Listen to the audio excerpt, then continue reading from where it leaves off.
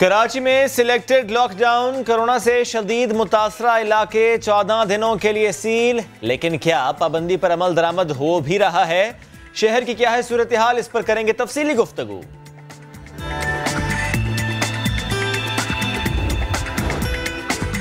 अजनबी पर कभी भरोसा ना करें। लाहौर में नजरबंदी करके रोजाना नौसरबाजी की औसतन 60 से भी ज्यादा वारदातें हो रही हैं। ऐसी चालबाजियों से बचना कैसे है, हम आपको नया दिन में ही बताएंगे।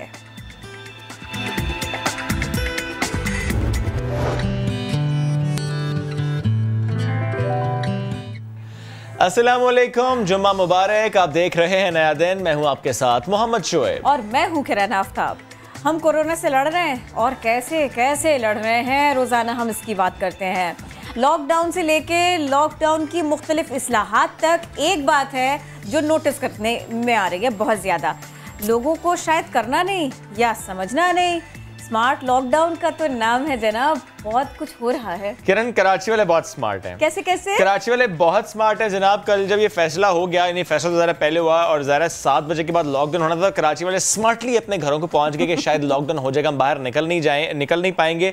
उसके बाद जब इन्फोर्स किया गया इस स्मार्ट लॉकडाउन को, तो फिर कराची वाले स्मार्टली साइड से कहीं ना कहीं से निकलते रहे, घूमते फिरते दिखाई देते रहे आराम से। और किरण, मैं आज सुबह जब घर से निकल ऑफिस तक आया, रास्ते में देखते आया जो कनातें लगाई गई थी, जो स्ट्रीट्स बंद की गई थी, कहीं कनातें गिरी हुई थी और कहीं साइड से रास्ता था।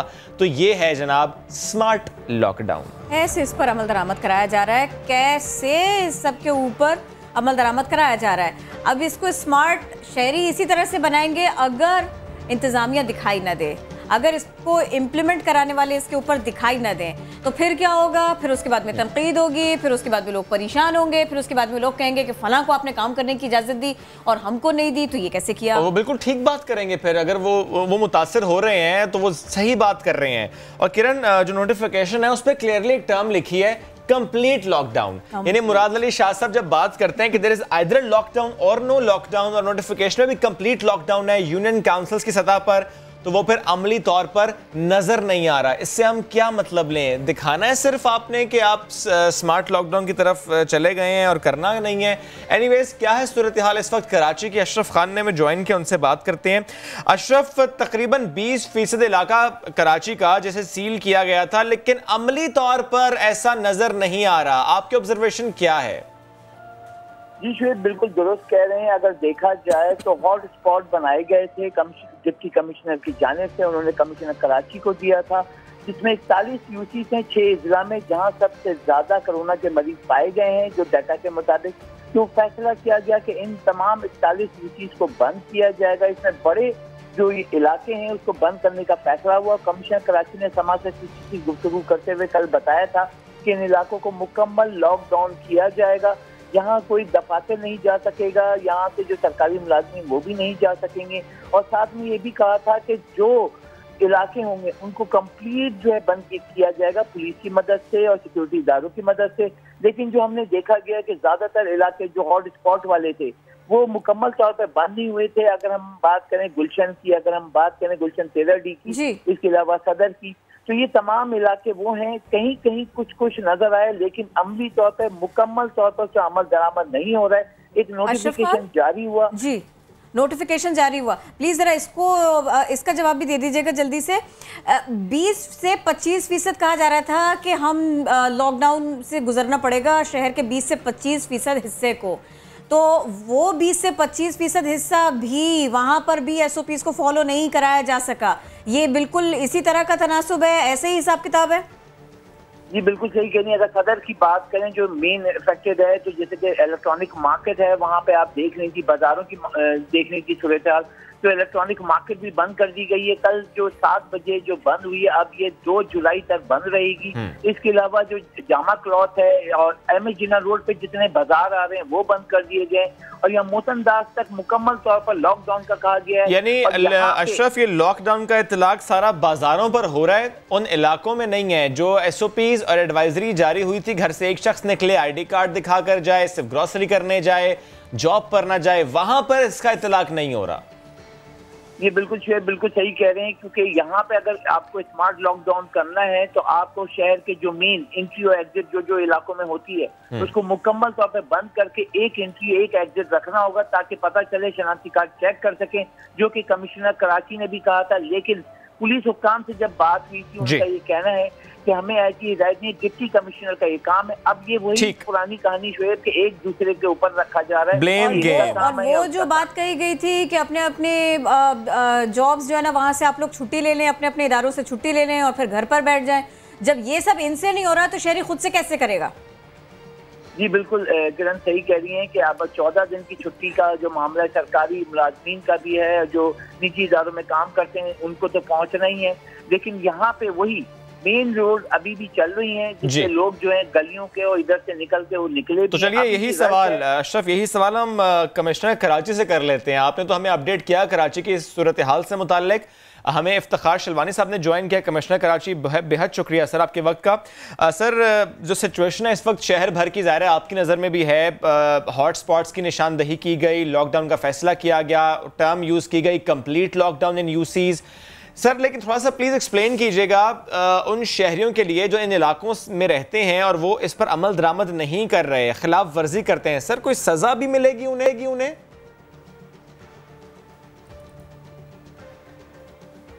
देखिए जी, जो हमने निशानदेही की है हॉट स्पॉट्स की, क्योंकि कराची में इतने ज़्यादा केसेस बढ़ गए थे, और उसके बाद हमें ये निशानदेही, ये तमाम लॉ इन्फोर्समेंट, डिप्टी कमिश्नर्स और एसीज़ की रिपोर्ट्स के बाद, और हेल्थ डिपार्टमेंट में ख़ास तौर पे उन्होंने हमें रिपोर्ट्स दी, और उसके बाद हमने इनकी निशानदेही की। और इन हॉट स्पॉट्स में सबसे ज़्यादा केसेस हैं, और ये 2 हफ्ते का जो हमने लॉकडाउन किया है, मतलब हुकूमत ने जिसका फ़ैसला किया है, इसका मकसद ये है कि इस जो इन्फेक्शन है इसके फैलाव को, इसके स्प्रेड को कम से कम किया जाए। तो मेरे ख़्याल में इसमें हमें काफ़ी फ़ायदा होगा कि इस लॉकडाउन से तकरीबन जो अगर एक चीज़ जो अगर मैं कहूँ 10 लाख में फैलनी है, तो वो अब सिर्फ अगर हुई 5 लाख में फैलेगी। देखिए एक बार आप लोग एक स्टेप्स ले चुके थे कि लॉकडाउन कर दिया आपने, और फिर उसमें लोगों ने कैसे फॉलो किया और आपको कैसे फॉलो कराना है, ये सब कुछ आपका ऑब्जर्वेशन था। अब जब आप 20% कराची में लॉकडाउन कर रहे हैं और इस बार हम फिर यही देख रहे हैं कि लोग SOPs को फॉलो नहीं कर रहे, तो फिर ये फरमाइएगा इस बार एडमिनिस्ट्रेशन क्या करेगी ऐसा कि कम से कम जैसा हमने पिछले लॉकडाउन में देखा या हम जो कल से देख रहे हैं वो सब कुछ ना हो, ऐसी खिलाफ वर्जियाँ ना हो? देखिए जी, ये चीज़ कोई एक तरफा नहीं होती, और ये चीज़ कोई लॉकडाउन करना है ये नहीं कि कोई हम कोई अवाम या लोगों के या दुकानदारों के कोई ख़िलाफ़ हैं। ये चीज़ एक हम सब का एक इसमें के मफाद कॉमन है, और इसलिए मेरे ख़्याल में अगर ये लॉकडाउन में हमें कामयाबी होगी, सिर्फ अवाम के, लोगों के, ताजरों के, और ख़ास तौर पर अवाम जो पब्लिक, जो मैं चाहता हूँ मास्क पहने और जो हिफाजती जो हमारी SOPs हैं उस पर अमल दरामद करे, तो ये कामयाबी हम सब की होगी। इसमें सिर्फ ये नहीं कि इंतज़ामिया की या पुलिस की या लॉ इन्फोर्समेंट की कामयाबी है, ये आवाम की और हमारी मिलके हमने इसको कामयाब इसमें कोई शक नहीं, जिम्मेदारी सबकी है। लेकिन जब बात इन्फोर्समेंट की आती है सर, तो जाहिर है अगर ये कहा जाए कि ये कंप्लीट लॉकडाउन है यूसीज़ में और वहाँ पर पुलिस भी तैनात होगी, चेक करेगी, और अगर पुलिस नज़र ना आए तो फिर सवाल तो उठेगा कि फिर किस तरह का लॉकडाउन है ये। एनीवे सर ये बता दीजिएगा, ज़ाहिर है WHO की भी रिकमेंडेशंस थी कि 2 वीक्स का लॉकडाउन और 2 वीक्स ईज़, और ज़ाहिर है आपने नोटिफिकेशन में लिखा है कि हेल्थ डिपार्टमेंट की रिकमेंडेशन पर आप ये करने जा रहे हैं। तो हम क्या समझें 15 डेज बाद, यानी 14-15 डेज बाद ये लॉकडाउन खत्म हो जाएगा, ये चेक किया जाएगा कि केसेस कम हुए, इन्फेक्शन रेट कम हुआ है, तो हम इसे खत्म करेंगे, वरना हम इसे कंटिन्यू करेंगे? देखिए जी, अब तक हमने इसका जो नोटिफिकेशन किया है 18 तारीख से है, ये 2 जुलाई तक, 18 जून से 2 जुलाई तक। अब इसमें मकसद इसका यही है कि इस फैलाव को कम किया जाए, और उम्मीद है कि 2 हफ्ते से इसका इम्पैक्ट होगा, इसका इफेक्ट होगा। और अब तक जो इसका नोटिफिकेशन वाकई 2 हफ्ते का है, और 2 हफ्ते के बाद इस वक्त तक मैं कुछ नहीं कह सकता, लेकिन अब तक यही है कि ये 2 जुलाई तक रहेगा। अब ये फरमाइएगा, ड्राइव टेस्टिंग सर्विस इसके बाद क्या नया होने जा रहा है, क्या नया करने जा रहे हैं? देखें ये ड्राइव टेस्टिंग, ये आपको मालूम है कि ये कराची में, बल्कि मैं कहूँ ये साउथ एशिया में पहला ड्राइव टेस्टिंग थी जो हमने कराची में की, और ये बहुत कामयाब गई, इसमें लोगों को काफ़ी फ़ायदा हुआ। लेकिन अब उसकी थोड़ी सी कॉस्ट जो है वो जैसे होती है कि उसको चलाना, उसको मेंटेन करना एक है, लेकिन उसमें ये डिप्टी कमिश्नर साउथ का इनिशिएटिव था, और इसको हमने उसको बिल्कुल पेट्रोनाइज़ किया है। तो इंशाल्लाह इसको हम जारी रखेंगे। लेकिन इसमें यह है कि जिनके पास लोग गाड़ियाँ हैं सिर्फ वही आ सकते हैं। हम चाहते हैं कि ये जो middle class, lower middle class, उनको भी फ़ायदा हो। तो अब हम इसको लियारी शिफ्ट कर रहे हैं पूरे अपैरेटस को, ताकि लोग जिनके पास गाड़ी नहीं वो भी आके अपना टेस्ट करवा सकें। शलवानी साहब, कमिश्नर कराची, बहुत शुक्रिया, आप हमारे साथ थे, इस सिलसिले में बात कर रहे थे। लेकिन मामला ये है कि सिर्फ इस सूबे में नहीं, मुल्क भर में कोरोना के हमले बढ़ते चले जा रहे हैं और फिर अब इसीलिए सबको ही हर शहर में, हर जगह पर, हर सूबे में लॉकडाउन का सहारा लेना पड़ रहा है। ऐसा शुरू किया गया है तो फिर क्यों ना हम मुख्तलिफ शहरों की बात कर लेते हैं। स्मार्ट लॉकडाउन कहाँ कहाँ पर, किस हद तक अमल दरामद हो रहा है, इंतज़ामिया का क्या रोल है, इस सारे सिलसिले में हम अपने रिपोर्टर्स के इससे बात करेंगे और उनसे जानेंगे। फैसलाबाद से हमारा साथ देंगी शाहीन शहजादी, इस्लामाबाद से हमको ज्वाइन करेंगे नूरुल अमीन दानिश, दीगर शहरों का अहवाल भी होगा। लेकिन पहले ज़रा हम बात कर लेते हैं शाहीन शहजादी से।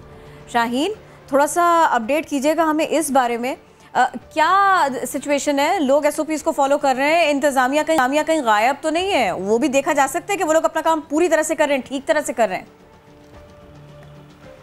किरण, इंतजामिया तो है, यहाँ पर बैरियर्स लगा के रास्तों को सील भी किया गया है, दाखिली खारजी रास्ते बंद भी किए गए हैं, लेकिन शहरी नहीं बाज आ रहे इस सारी सिचुएशन में। कहा यह गया था कि जिन इलाकों को सील किया जाएगा वहाँ पर इंतहाई ज़रूरत की हालत में पैदल जाने की इजाज़त होगी। लेकिन अभी घंटाघर चौक में मैं मौजूद हूँ, यहाँ पर लोग बाइक के ऊपर फिर रहे हैं, अपने बच्चों को लेके निकले हुए हैं। और सुबह के टाइम थोड़ा रश कम था, लेकिन जैसे जैसे टाइम गुजरता जा रहा है 10-11 बजे वही सूरत हाल दोबारा हो जाती है। कल भी यही सिचुएशन थी। कल लॉकडाउन का, स्मार्ट लॉकडाउन का पहला दिन था। अब ये एक हिस्से में अगर बैरियर लगाया गया है, इस साइड पर जाने वाले रास्ते अगर बंद हैं तो बैरियर के उस साइड पर लोग खड़े होकर देख रहे हैं कि स्मार्ट लॉकडाउन कैसा होता है। रश उस साइड पर उतना ही है। इस साइड पर पुलिस खड़ी होकर लोगों को मना कर रही है, लेकिन दूसरी साइड पर लोग जो हैं वो मना नहीं हो रहे, वो उसी तरीके से आ रहे हैं। तकरीबन शहर के जो 23 इलाके हैं उनको सील किया गया है। वहाँ पर केसेस ज़्यादा होने की वजह से फैसलाबाद में केसेस इस वक्त 4000 से ज़ायद हैं, 114 हलाकतें हो चुकी हैं, लेकिन शहरी SOPs पर अमल दरामद करते हुए नज़र नहीं आ रहे। उनका यही कहना है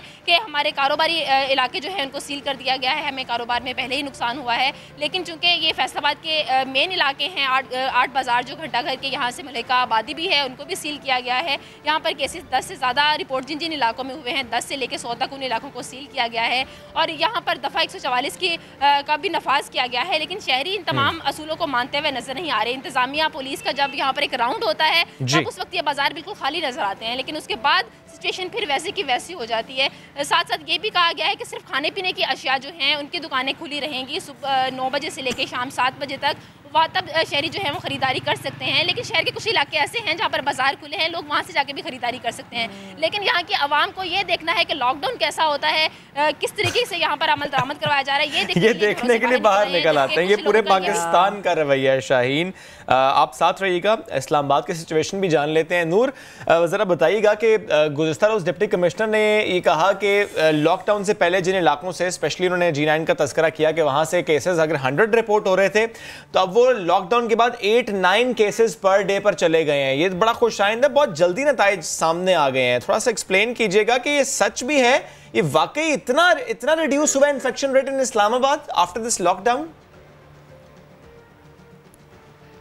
जी देखिए शोएब, ये जो I8 मरकज़ और उसके अलावा I10 है, I9 और G9 जो है, इनको लॉकडाउन से पहले ही जो है हॉटस्पॉट डिक्लेयर किया गया था ज़िला इंतज़ामिया की जानिब से। उसके बाद इसकी सैम्पलिंग की गई तो काफ़ी ज़्यादा केसेस सामने आए हैं। इस वक्त जो है, जो आपने बात की कि 8-9 तक पहुँच गई है इनकी जो स्ट्रेंथ है, जो केसेस पॉजिटिव आ रहे हैं। तो इसमें ये होता है कि एक दिन रिजल्ट्स जो हैं डिले से आते हैं। कल DC इस्लामाबाद ने इसको क्लियर भी किया था कि क्योंकि रिजल्ट्स जो हैं वो 1-2 दिन के वक्फे से आते हैं। उसके अलावा कुछ लोग जो हैं वो प्राइवेट लैब से भी टेस्ट करवाते हैं, कुछ NIH से करवाते हैं। तो इसलिए 5-6 रोज़ के बाद ही हम इस हवाले से हतमी तौर पर कह सकेंगे कि इस लॉकडाउन का क्या फ़ायदा हुआ है आवाम को। अगर लॉकडाउन की बात करें तो फैसलाबाद और कराची से बिल्कुल बरअक्स सूरत हाल है। अच्छा। आप देख सकते हैं, मैं ये इस वक्त I8 में मौजूद हूँ। काफ़ी मसरूफ़ ये जगह थी, लेकिन मेरे इलाका में आप देखें बिल्कुल सुनसानी है। लॉकडाउन के ऊपर मुकम्मल तौर पर अमल किया जा रहा है यहाँ पर I8 में, I10 में और G9 में। लेकिन जो इस्लामाबाद के मज़ाफ़ाती इलाके हैं वहाँ पर बिल्कुल भी जो है लोग ज़रा कम अमल कर रहे हैं लॉकडाउन के ऊपर और बाहर निकल रहे हैं, लेकिन इंतज़ामिया कार्रवाइयाँ कर रही है। लेकिन I8, I10 और G9 यहाँ पर पिछले 2-3 दिनों में 400 से ज़ायद केसेस रिपोर्ट हुए थे। और जहाँ पर मैं मौजूद हूँ ये I8 है, जहां पर परसों से लॉकडाउन का फैसला किया गया था, तो कल रात 12 बजे से इसको इम्प्लीमेंट किया गया। सिर्फ एक दिन में 200 केसेस रिपोर्ट हुए हैं सिर्फ एक छोटे से सेक्टर I-8 में।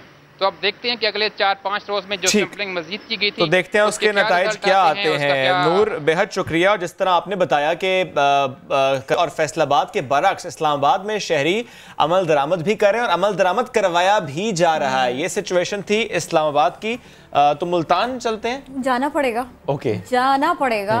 ये जो मनाजिर हमारे पास हैं, नया दिन के नाज़रीन को दिखाना पड़ेगा SOPs क्या होते हैं। यहाँ किसी को नहीं पता, धज्जियां उड़ाई जा रही हैं, कोरोना का खौफ, इससे एहतियात। चलिए आप मत डरिए, लेकिन संभल कर तो चलिए। अब ये मुल्तान के लोगों को कौन समझाए। शहर के 3 इलाकों में स्मार्ट लॉकडाउन का हुक्म है, लेकिन अमल दरामद जीरो दिखाई दे रहा है। लोगों को ये बात पहले समझाई नहीं जा सकी कि कोरोना से बचना बहुत ज़रूरी है, और अब ये बताया नहीं जा सका कि आपको SOPs को फॉलो करना पड़ेगा, वरना आप, आपके प्यारे या फिर आपकी वजह से कोई और शख्स कोरोना का शिकार हो सकता है। लोग आपको पैदल दिखाई देंगे, गाड़ियों में दिखाई देंगे, यहाँ आते जाते बाइक्स पर दिखाई देंगे, खाते पीते, गर्मी को दूर भगाते किसी ठिए पर शरबत पीते दिखाई देंगे।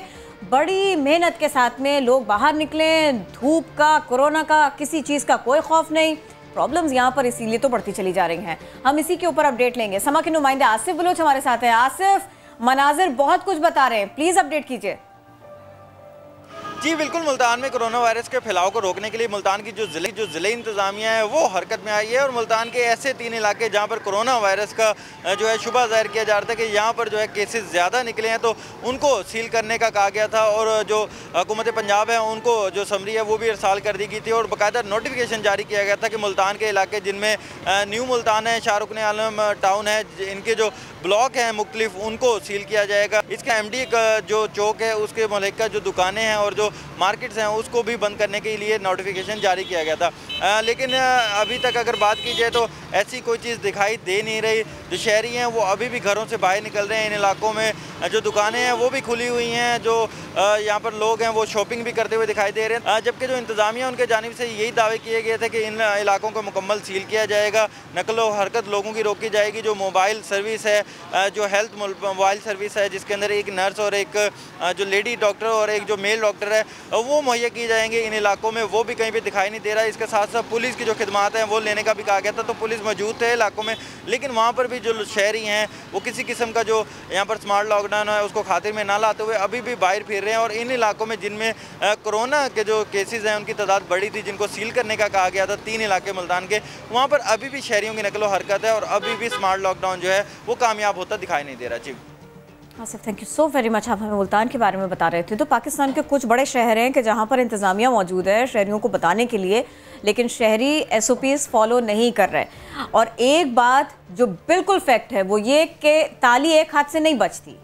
अगर मैं बचना ना चाहूँ और इंतज़ामिया मुझे बचाना ना चाहे तो फिर ना मैं उनसे शिकायत कर सकती हूँ, ना वो जिम्मेदारी मुझ पर डाल सकते हैं। हमने ऐसा बहुत बार देखा है कि लोग रश में हैं और फिर उसके साथ साथ जिनका काम है उस रश को ना लगने दें वो भी वहीं पर मौजूद हैं, ना वो हटने को तैयार, ना ये उन्हें हटाने को तैयार। तो अगर SOPs बना ली हैं तो इसे फॉलो करना और फॉलो करवाना, बात इस सब के बगैर आगे बढ़ नहीं सकेगी, चल नहीं सकेगी। और किरण, जब हुक्मरानों से सवाल करते हैं किसी भी मामले पर, मुल्क के मसाइल हैं, तो जवाब आता है वो पिछलों ने बड़ा मसला कर दिया था इसलिए चीज़ें ठीक हो नहीं रही। अब चूंकि कोरोना का मामला पिछलों पर डाल नहीं सकते तो वो फिर आवाम पे डाल देते हैं कि आवाम जिम्मेदार है। जो यानी जो काम आपने करना है, जो इंतज़ामिया ने करना है, जो पॉलिसी बनाने वालों ने करना है, उसमें अगर मसाइल हों तो फिर आप कैसे आवाम पर डालेंगे? कैसे डाल सकते हैं? मतलब आप शिकायत करने से पहले अपने हिस्से का काम करें, और अपने हिस्से का काम हम सिर्फ इंतजामिया के लिए और हुकूमतों के लिए नहीं कर रहे। अपने हिस्से का काम तो ये भी है कि मैं ख्याल करूं, मैं अपने आसपास के लोगों का ख्याल करूं। मार्केट जा रहे हैं, पूरी फैमिलीज को लेकर जा रहे हैं, आपको पता है कि अगर एक फर्द जाएगा और वो शॉपिंग करके ले आएगा कोई प्रॉब्लम्स नहीं होंगे। जो मंथली ग्रोसरी है उसमें कितना सोच विचार आप कर लेंगे, कितने आपको जो है ना वो बहुत सारे ऑप्शंस मिल जाएंगे। नहीं है, इतना ज़्यादा प्रॉब्लम नहीं है जितना आप SOPs को लाइट लेकर प्रॉब्लम बढ़ा रहे हैं। आप देख चुके हैं रमज़ान और ईद के दरमियान क्या कुछ हुआ, ईद की छुट्टियों से लेकर के छुट्टियां ख़त्म होने तक क्या हुआ। ज़रा कोरोना के फिगर्स तब से लेके अब तक क्या आप निकाल कर रख दीजिए। मैं रोज़ ही आपके सामने रखती हूँ, शोएब रोज़ इसका तस्करा करते हैं, बात सारी अधूरी रह जाएगी। अगर आपका कोई प्यारा या आपकी वजह से कोई एक फ़र्द भी वेंटिलेटर तक पहुँचा, कोरोना का शिकार हुआ, 10 दिन भी अगर कोई बुखार में मुब्तला रहता है, वो आप खुद हो या कोई और हो, और उसमें ज़रा सी भी जिम्मेदारी आपकी है, तो फिर उसके बाद में आप न जाने कैसे सो पाएंगे। और जो शख्स इस सबको रोक सकता था वो न जाने किस तरह से अपने काम रोज़ाना की बुनियाद पर अंजाम देगा, जबकि उसे पता है कि उसकी वजह से कोई एक पेशेंट भी कोरोना का बन गया, वो रोक सकता था, वो कुछ कर सकता था। अभी भी वक्त है, इसको सीरियस ले लेना चाहिए। There is a delay but still वक्त है, इसको अब भी सीरियस ले लेंगे, चीज़ें बेहतर हो जाएंगी। बढ़ते हैं आगे।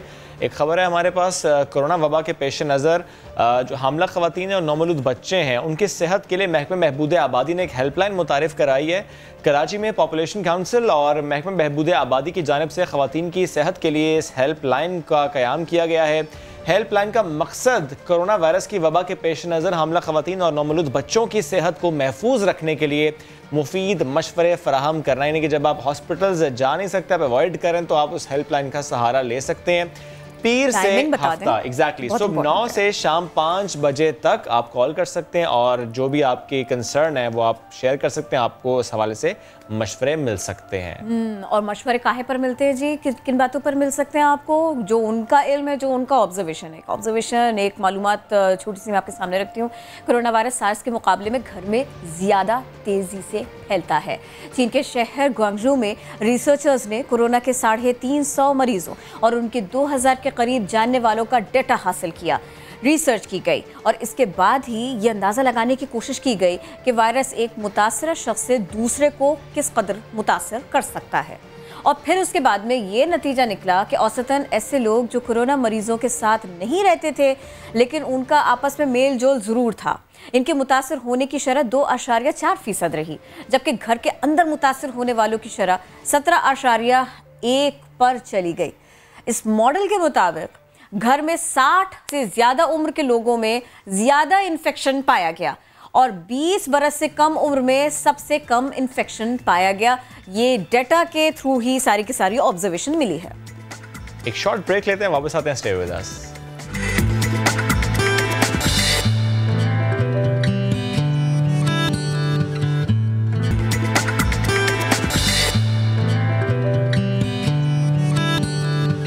Welcome back after the break. Social media पर हम जो देखते हैं अक्सर कि जाली खबरों का बाजार गर्म रहता है और ज़ाहिर है इस सिचुएशन में जब कोरोना सूरत हाल है और ऐसे में अगर ऐसी खबरें आ जाएं जिससे पैनिक मज़ीद फैले, यानी किसी सेलिब्रिटी से मुताल्लिक, किसी पॉलिटिशियन से मुताल्लिक, किसी एक्टिविस्ट से मुताल्लिक एक फ़ेक न्यूज़ आने के बाद जाहिर है पैनिक फैलता है। गुज़श्ता रोज़ पाकिस्तानी क्रिकेट टीम के साबिक कप्तान शाहिद खान आफरीदी से मुताल्लिक सोशल मीडिया पर जाली खबरें गर्दिश करती रहीं और उसमें कहा गया तबीयत ख़राब है, वेंटिलेटर पर मुंतकिल किया गया। He is not the only one, ऐसे बहुत से और इन्फ्लुएंशियल्स रहे हैं जिनके हवाले से खबरें आती रही हैं। सिर्फ और सिर्फ कुछ लाइक्स के लिए, कोई लिंक खोल के देख ले, कोई फॉलो कर ले, इस सब के लिए किया जाता है। और फिर जब आप शाहिद खान आफरीदी की बात कर रहे हैं तो उन्होंने इस सब के बाद में बात की, उन्होंने क्लियर किया कि वो बिल्कुल सेहतमंद है, लेकिन इन जाली खबरों का किया क्या जाए जो परेशानी को बढ़ा देती हैं, तशवीश को बढ़ा देती हैं, लोगों को धचका लगता है कि ये क्या हुआ। तो अब इस सब से बचना भी बहुत ज़रूरी है, इसका एक मैकेनिज़्म होना चाहिए। तो अब हम इसी सिलसिले में बात करेंगे। Head of digital rights foundation Pakistan निघत दात हमको ज्वाइन करेंगे। वेलकम टू नया दिन, कैसी हैं आप? ये बताइए, जाली खबरों का सामना करना पड़ रहा है, ये कोरोना से पहले भी था और अब तो बहुत बढ़ गया, अब बताएं क्या हो सकता है इस सिलसिले में? बहुत शुक्रिया। एक तो बहुत अच्छी बात है, आप लोग बार बार मिस इन्फॉर्मेशन और डिस इन्फॉर्मेशन को डिस्कस करते हैं, इस पे बात करते रहना बहुत ज़रूरी है, क्योंकि अब पाकिस्तान में कोरोना से पहले भी और फिर कोरोना के बाद एक जो जाली खबरों का बाजार गर्म हुआ टोटकों की सूरत में और मुख्तलिफ दवाइयाँ जो हैं उनकी सूरत में कि आप ये ले लें तो आप ठीक हो जाएंगे। सिर्फ सोशल मीडिया पे नहीं बल्कि व्हाट्सएप पे जो फॉरवर्ड्स होते हैं वो तो बहुत ही लीथल किस्म के होते हैं कि मुख्तलिफ आप ग्रुप्स में हैं। एक तो होता है कि आपके बड़े ग्रुप्स में तो चले वहाँ पे आप बात भी कर सकते हैं, कुछ होते हैं फैमिली ग्रुप्स जिसमें आप बात भी करें और कहें कि ये जाली खबर है तो बराए मेहरबानी आगे ना फैलाएं, तो वहाँ पे भी झगड़े से शुरू हो जाते हैं।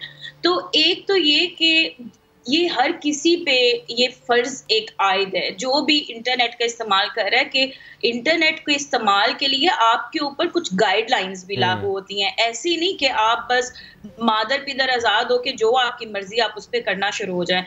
अब जब कोई ऐसी खबर, और ये एक ह्यूमन इंस्टिंक्ट भी है कि कोई भी ऐसी सनसनीखेज जो खबर है वो जब आएगी तो हम लोग तो उसका लिंक भी नहीं खोलेंगे, वो जब खबर ही देखेंगे ना, जिसको क्लिक बेट कहते हैं, तो हम फौरन उसको फॉरवर्ड करना शुरू हो जाएंगे। इतनी तौफीक नहीं होगी कि लिंक खोल के देख लें कि उसमें लिखा क्या हुआ है। बहुत सी जो ये वेबसाइट्स हैं जो कि क्लिक बेट्स हैं, वो उनकी हेडलाइन बहुत डिफरेंट होती है, जब आप अंदर जाएं वो डिफरेंट होती है, बिल्कुल डिफरेंट होता है। बिल्कुल। और उनका मकसद बेसिकली होता है कि उनकी साइट्स पे मोर ट्रैफिक आए, they can generate more traffic and then can make money. लेकिन एक ये कि अब ये इतनी बात हो चुकी है फेक न्यूज़ की कि लोगों को पता है कि फेक न्यूज़ है, मिस इन्फॉर्मेशन है, बाद में लोग आते भी हैं, वो तरदीद भी करते हैं। जो सेलिब्रिटीज होते हैं, पब्लिक फिगर्स होते हैं, वो तो आके तरदीद कर सकते हैं, उनके पास प्लेटफॉर्म्स हैं। लेकिन वो लोग क्या करें, बेचारे ऐसे जिनकी खबर फैलती है और उनके पास कोई प्लेटफॉर्म एग्जैक्टली और जाहिर है वो समटाइम वो इतना झूठ फैल जाता है कि सच का गुमान भी होने लगता है। मुझे ये बताइए कि ज़रा आप मेंबर भी हैं फेसबुक इंडिपेंडेंट ओवरसाइट बोर्ड की, और ज़ाहिर है फेसबुक ने इस हवाले से इनिशिएटिव भी लिया कि जो फेक न्यूज़ कोरोना की सूरत हाल से मुतालिक होंगी उसको काउंटर किया जाएगा। इन एक्चुअल हो रहा है काउंटर खुद से? अगर कोई कंप्लेन करे तो हो जाता है, बट खुद से भी हो रहा है या नहीं हो रहा है इन पाकिस्तान? वैसे तो सोशल मीडिया कंपनीज ने स्पेशली कोविड के दिनों में काफ़ी स्टेप्स लिए हैं, और सारी सोशल मीडिया कंपनीज ने उसमें वर्ल्ड हेल्थ ऑर्गेनाइजेशन ने पेंडेमिक को इन्फोडेमिक का नाम दिया, और उन्होंने कहा फेक न्यूज़ को पेंडेमिक के दौरान इन्फोडेमिक का नाम दिया। और उन्होंने ये बात वाज़ेह की कि जाली खबरें सिर्फ जाली खबरें नहीं हैं, उसकी वजह से लोगों की जिंदगियां खतरे में पड़ रही हैं। तो ये जिंदगी और मौत का सवाल है जब आप एक गलत खबर फैलाते हैं। तो सोशल मीडिया कंपनीज अपने तौर पे इक़दाम करिए, लेकिन मेरा ख्याल ये बहुत ज़रूरी है कि एक तो सेल्फ रेगुलेशन जो है, क्योंकि मुझे ये लगता है कि हम कब तक कवानीन तो ऑलरेडी बने हुए हैं, हम कितने कवानीन को ले आएंगे, लेकिन अगर डिजिटल लिटरेसी ही नहीं है, हमारे अपने लोग जो हैं उनको, बहुत से लोगों को पता है कि इम्पोर्टेंट है ये, हाँ बहुत इम्पोर्टेंट है, बट फिर भी कहना पड़ता है ना कि अगर झूठ बोलने वाले, जाली खबरें फैलाने वाले लोगों के खिलाफ एक्शन होगा, उनको सज़ा मिलेगी, केस रजिस्टर होंगे, तो फिर उसके बाद में एक तरफ से तो इसके आगे कोई बंद बांधा जा सकता है। अगर कोई एग्जाम्पल्स ऐसे सामने आएंगे तो इससे बेहतरी आ सकती है। हो रहा है ऐसा कुछ? मैं ज़ाती तौर पे, असूली तौर पे मैं इस चीज़ के ख़िलाफ़ हूँ कि आप फेक न्यूज़ को या मिस इन्फॉर्मेशन को क्रिमिनलाइज करें। और उसकी बहुत बड़ी वजह ये है कि बहुत से जो बाकी ममालिक है वहाँ पे जब इस तरह की क्रिमिनलाइजेशन होती है तो वहाँ पे प्रोटेक्शंस भी बहुत स्ट्रांग होती हैं। अब पाकिस्तान में बहुत से ऐसे लोग हैं जिनकी मलीशियस इंटेंशन नहीं होती फेक न्यूज़ को फैलाने में, वो मासूमियत में फैला देते हैं, वो उनको नहीं पता कि फेक न्यूज़ क्या है, वो फॉरवर्ड्स देखते हैं, उसी को 4 और लोगों को फॉरवर्ड कर देते हैं।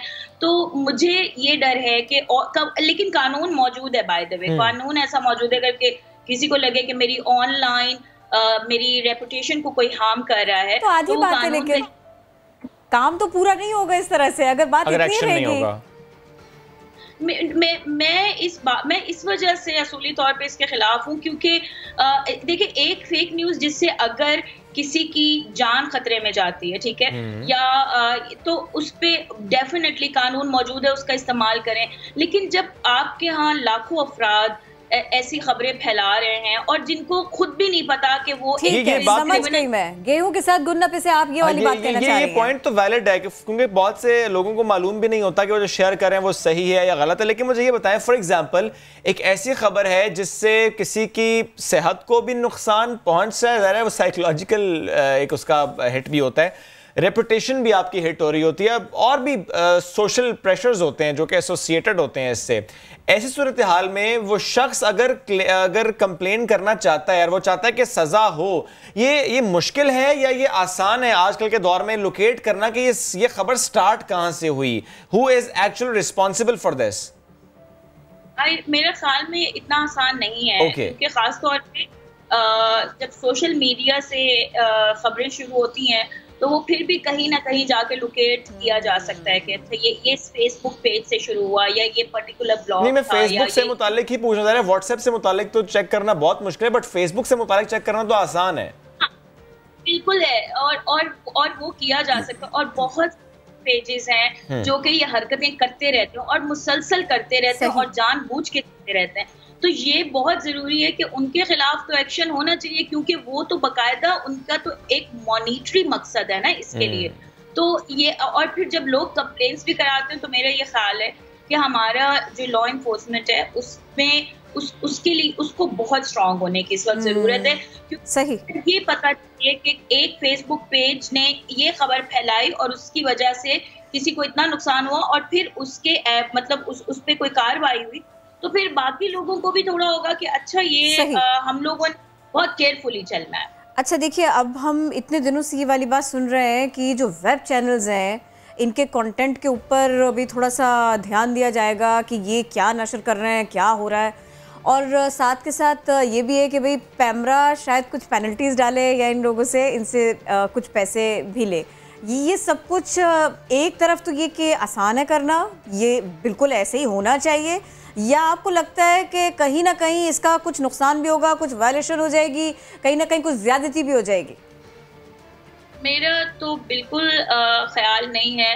अगेन मैं फ्री स्पीच एक्टिविस्ट हूँ, तो मेरा ये ख्याल है कि पैमरा को अपने जुरिस्डिक्शन में रहना चाहिए और पैमरा का जो काम है पैमरा वो करे, क्योंकि पैमरा का काम जो है वो मेन स्ट्रीम मीडिया और प्रिंट और बाकी उसको देखना। पैमरा का काम ऑनलाइन स्पेस को देखना नहीं है। और अगर इसके लिए प्लीज बात भी मुकम्मल कीजिए, और अगर इसके लिए कुछ थोड़ा सा डिफरेंट कोई कमेटी बन जाती है और वो फिर पैमरा ही के साथ में काम करे और वो इस वेब के लिए ही काम करे तो फिर काबिल कबूल होगा?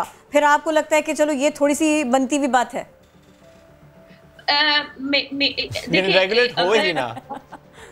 बहुत सी अगर टीवी चैनल्स या जो मेन स्ट्रीम मीडिया है वो वेब के थ्रू मोनेटाइजेशन उनकी काफी ज्यादा, तो ऑफ कोर्स एक टैक्स का सिलसिला तो बनता है और वो जायज है। तो अगर किसी ने करना है तो उसकी ज्यूरिस्डिक्शन जो है वो पीटीए के पास है, वो पैमरा के पास नहीं है। क्योंकि अगर हम लोग खुद अगर इसको रेजिस्ट नहीं करेंगे, हम आज पैमरा ने कानून बनाया, कल कोई और आके बनाएगा, मतलब कितने लोग बनाएंगे, तो कितने लोगों की ज्यूरिस्डिक्शन होगी? तो जिसका जो काम है वो करे। ठीक करे, और पीटीए का जो है वो करे। बहुत शुक्रिया निगहदाद साहिबा, साथ में आप, और आपने भी गुफ्तगू का आगाज़ जब किया कि ज़ाहिर है ये हर चैनल को और हर इंडिविजुअल को इस पर बहुत सी बात करनी चाहिए इस फेक न्यूज़ से मुताल्लिक, क्योंकि फेक न्यूज़ से नुकसान होता है, मुतासरीन बढ़ते चले जा रहे हैं। और वो व्हाट्सएप वाली जो बात थी ना, वो वैलिड है। एक ऑडियो नोट आता है और उसके अंदर पता नहीं क्या क्या होता है, और फिर आप क्या कर सकते हैं, आप घबरा सकते हैं। बहरहाल घबराने की एक और बात भी है, वो भी हम आपको बताते हैं। आप धोखा देखिए कैसे कैसे लोगों को दे दिया करते हैं। नई नवेली दुल्हन ने शादी की पहली रात ही घर भर का सफाया किया और फिर ये जा वो जा। पतोकी में ये वाक़या पेश आया था। लड़के ने रिश्ता तय होते ही ससुरालियों के लिए अजीब व गरीब शराइत रखना शुरू की। ये सब कुछ हुआ था जी। शादी की शॉपिंग के लिए भी ससुराल से ही पैसे लिए गए थे। फिर शादी का वक्त करीब आता गया और दुल्हन वालों ने कोरोना का बहाना बनाकर सादगी से निकाह करेंगे ऐसी बात रख दी। दुल्हन ने ससुराल पहुंचते ही अपना असल चेहरा दिखा दिया। शादी के बाद शौहर और दीगर घर वालों को नशा आवर चीज़ खिलाई, नकदी और जेवरात समेटे और फिर रफू चक्कर हो गई। लड़की पहले से ही थोड़ा सा फरमाइशें वगैरह ज़्यादा कर रही थी, लेकिन फिर बहुत ज़्यादा ध्यान इस सब पे दिया नहीं गया। रिश्ता चुके थे पास। नहीं तो लड़के वालों ने आंखें बंद की हुई थी, पहले नजर नहीं आ रहा था उनको, मतलब यार ये कैसा रिश्ता था, आपने आउट ऑफ नोवेयर रिश्ता भी इस तरह से कर लिया, ना जान ना पहचान, तू मेरा मेहमान, शादी भी कर ली, वो सफाई करके चली भी गई। बाजी ऐसे तो नहीं होता, थोड़ा सा ना ज़रा ध्यान रखना पड़ता है, ऐसे नहीं रिश्ते हो जाते और ऐसे करने भी नहीं चाहिए, फिर ऐसी खबरें आ जाती हैं सामने। एनीवेज चलिए जी, पेशावर लेकर चलते हैं आपको। खबर यहाँ से ये है कि डेक्सामेथासोन दवा की ज़ख़ीरा अंदोज़ी पर पाबंदी आयद कर दी गई है। डिप्टी कमिश्नर के एलामी के मुताबिक कुछ अनासर डेक्सामेथासोन दवाओं की मसनूई किल्लत पैदा कर रहे हैं, जिसकी वजह से इस दवा की कीमत में इजाफा देखा जा रहा है। एलामी में मसनूई किल्लत पैदा करने वालों के खिलाफ कार्रवाई की हिदायत भी की गई है। दुकानदार डेक्सामेथासोन फरोख्त करते वक्त ग्राहक की तमाम तफसीलात लेने के पाबंद होंगे। अच्छा, अब ये फैसला किया गया और अब मेरा ख्याल है कि थोड़ा सा लेट फैसला है। लेट फैसला इसलिए किरण कि अब तो ब्लैक में फरोख्त होने वाला मामला तो एक, लेकिन वो गायब हो चुकी है मार्केट से। लेकिन किरण ये पॉइंट बहुत वैलिड है कि दुकानदारों के लिए ये लाजिम कर दिया गया है कि जो भी आपसे डेक्सामेथासोन लेने आ रहा है वो चाहे इंजेक्शन की फॉर्म में चाहे टैबलेट की फॉर्म में आप उसका रिकॉर्ड रखें। दिस इज गुड, मालूम होना चाहिए। अगर इसको फॉलो कर लिया जाए तो, अगर इसको फॉलो कर लिया जाए, और ये सिर्फ एक मेडिसिन के लिए नहीं है, ये सिर्फ एक दवा के लिए नहीं है, ये इसको तो आगे भी होना चाहिए। लेकिन बात यह है कि आप बार बार हाथ जला रहे हैं और सीख नहीं रहे हैं। हमने ऐसा दवाओं के मामले में भी देखा, हमने ऐसा जड़ी बूटियों के मामले में भी देखा। कोरोना का इलाज मेरे पास है, ये मेरे पास दवा है, ये दवा फ़ायदा दे रही है। फिर अगर इस तरह से कोई भी बात कर दी जाती है तो वो जो ₹1.25 की चीज़ होती है वो ₹1.25 तक भी पहुंचती है, फिर वो ब्लैक भी होती है। और आपको पता था कि एक दवा का नाम सामने आ चुका है, तो यहाँ पर भी यही सब कुछ हो सकता है। लोग ऑक्सीजन सिलेंडर के मामले में मुनाफाखोरी कर रहे हैं, तो फिर यहाँ पर अब कैसे कर सकते हैं?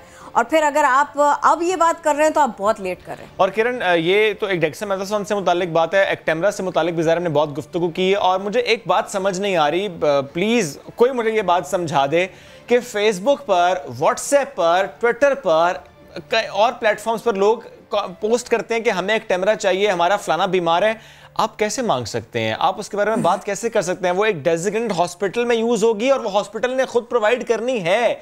हॉस्पिटल्स के पास वो है।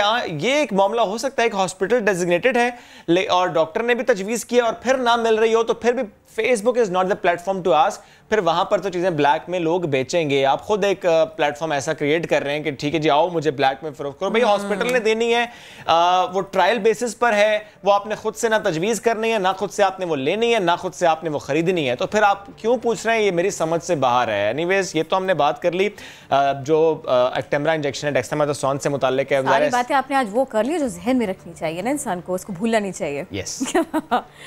तो बहरहाल अब थोड़ी सी एक दो खबरें और भी है ना, वो क्विकली दे लेते हैं। जनाब, नोबेल इनाम याफ्ता और स्वास्थ्य से ताल्लुक़ रखने वाली मलाला यूसुफज़ई, उन्होंने ऑक्सफोर्ड यूनिवर्सिटी से फ़िलासफ़ी, सियासत और इकोनॉमिक्स में डिग्रीज हासिल कर ली। अब इस पर जश्न तो बनता था ना। मलाला यूसुफज़ई ने अपनी इस कामयाबी पर खुशी का इजहार करते हुए सोशल मीडिया पर एक तस्वीर शेयर की, जिससे जाहिर होता है कि उन्होंने केक और फूलों की बरसात में घर वालों से मुबारकबाद वसूल की। मुस्तक़बिल से मुताल्लिक़ उन्होंने अपने पैगाम में ये भी लिखा कि आगे का कुछ मालूम नहीं, फ़िलहाल वो मूवीज़ देखेंगी, सोएंगी, किताबें बहरहाल वो इस सब के साथ साथ ज़रूर पढ़ेंगे। किताब से उनका रिश्ता अभी भी नहीं टूटेगा। वैसे अगर आपके पास में कुछ फ्री टाइम है तो उसमें ये रिश्ता बना ही रहना चाहिए। ये बहुत ज़रूरी भी है। चलिए जब बढ़ते हैं आगे, एक ख़बर हमारे पास कोरोना से जुड़ी है, वो ये है कि कराची के प्राइवेट हॉस्पिटल्स में अब तक कितने कोरोना मरीज जाँ बहक हुए हैं। कोरोना के खिलाफ कराची के निजी हॉस्पिटल्स की कारकर्दगी पर महकमा सेहत ने रिपोर्ट जारी की है। महकमा सेहत की रिपोर्ट के मुताबिक कराची के 17 निजी हॉस्पिटल्स में 1075 मरीज दाखिल हुए, जिनमें से 240 जाँ बहक हुए। रिपोर्ट के मुताबिक 17 में से 12 निजी हॉस्पिटल्स में 343 मरीज सेहतयाब हुए हैं।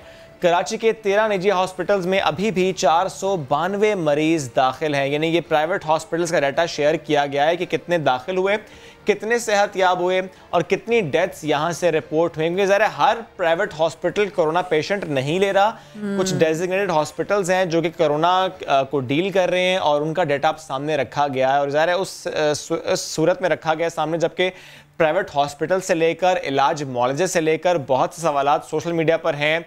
और मैं तो ज़रा कंडेम करता हूँ इन तमाम बातों को, क्योंकि ज़ाहिर है हमें रिस्पेक्ट करनी है डॉक्टर की, हमें रिस्पेक्ट करनी है पैरामेडिकल स्टाफ की, हमें रिस्पेक्ट करनी है हॉस्पिटल की इस वक्त स्पेशली, क्योंकि ज़ाहिर है वही सबसे ज़्यादा फैसिलिटेट कर रहे हैं। हम ये कह भी दें कि हॉस्पिटल्स भर नहीं गए, बहरहाल हमारा जो हेल्थ सिस्टम है किरण वो एट वर्स्ट टू कोलैप्स तो है। और अब कुछ इसी के आदाद शुमार है जनाब, वो भी नियादन के नाज़रीन को बताना बहुत ज़रूरी है। मुल्क भर में हालात कोई बहुत बेहतर नहीं है। कोरोना ही से मुताल्लिक़ मैं बता रही हूँ, कोरोना वायरस के वार जारी हैं। 24 घंटों में कोरोना से 136 अफराद की जाने गई। ये NCOC की जानिब से आने वाले फैक्ट्स एंड फिगर्स हैं जो हम आपके सामने रख रहे हैं। मुल्क भर में कोरोना से अमवात की तादाद 3229 हो गई। 24 घंटों के दौरान 4944 नए केसेस रिपोर्ट हुए।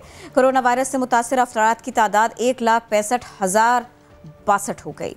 सेहतयाब होने वाले अफराद की तादाद, ये हौसला अफजा बात होती है इसलिए मैं ज़रूर बता दूं आपको, 61,383 है।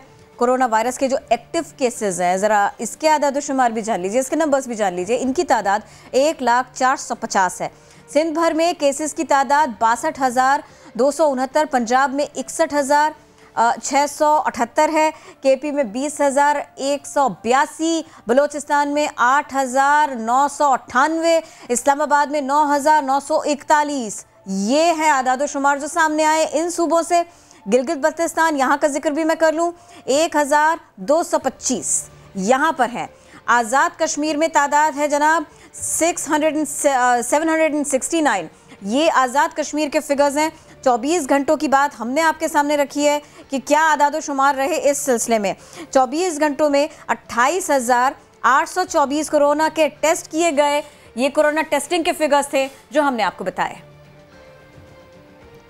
और इसी दौरान जब हम बात कर रहे थे हॉस्पिटल्स की, हम बात कर रहे थे कि रिस्पेक्ट डॉक्टर्स, हम बात कर रहे थे कि पैरामेडिकल स्टाफ को भी ज़ाहिर है इस वक्त बहुत मुश्किलात का सामना करना पड़ा है। एक ख़बर ज़ाहिर रिपोर्ट हुई, उस पर आप फिर बात कर लेते हैं, क्योंकि PMA की तरफ से भी इस पर ज़ाहिर इसको कंडेम किया गया है।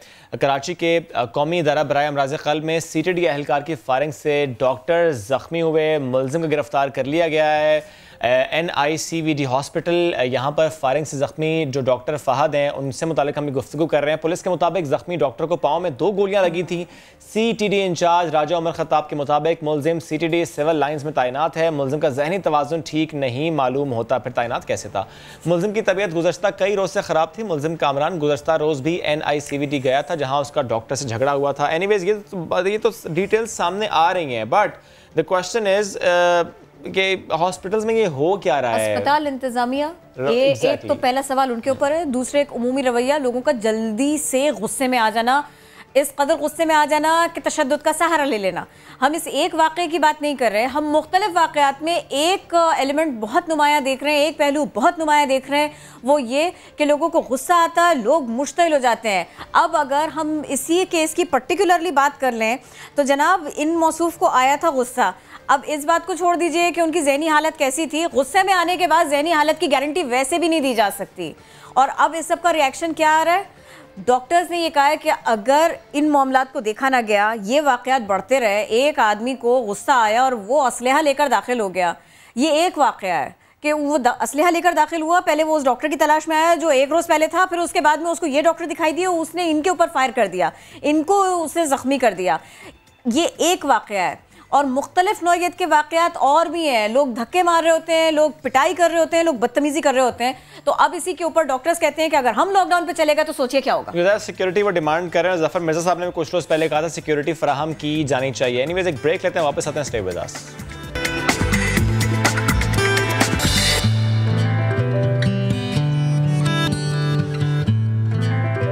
Welcome back. ये हम सुनते आए, कभी हम ट्रैवल करते थे तो कहा जाता था हमारे बड़ों की तरफ से कि अजनबी से कुछ लेकर खाना मत, लेकिन अब हालात बदल गए हैं। अब वो वाली बात तो है, लेकिन उसके साथ दूसरी बात है कि अजनबी से ज़्यादा बात भी ना करना, वो बातों बातों में काम दिखा जाएगा। बातों ही बातों में बहुत कुछ हो रहा है जनाब। 60 से भी ज़्यादा नौसरबाजी की वारदातें सिर्फ और सिर्फ लाहौर में ही एक दिन में रिपोर्ट हो जाती हैं। हिप्नोटाइज किया जाता है और शहरियों को रकम से और उनके माल से महरूम कर दिया जाता है। मुख्तलिफ स्पॉट्स ऐसे हैं कि जहां पर ये सब कुछ हो रहा है और बहुत ज़्यादा हो रहा है। मजीद जानेंगे समा के नुमाइंदे जहांगीर खान से। जी जहांगीर। जी, सादा लोग शहरियों को हिप्नोटाइज करके उनकी रकम या कीमती सामान से महरूम कर देने जैसी वारदातों के लिए जो इस्तिलाह इस्तेमाल की जाती है उसको नौसरबाजी कहा जाता है।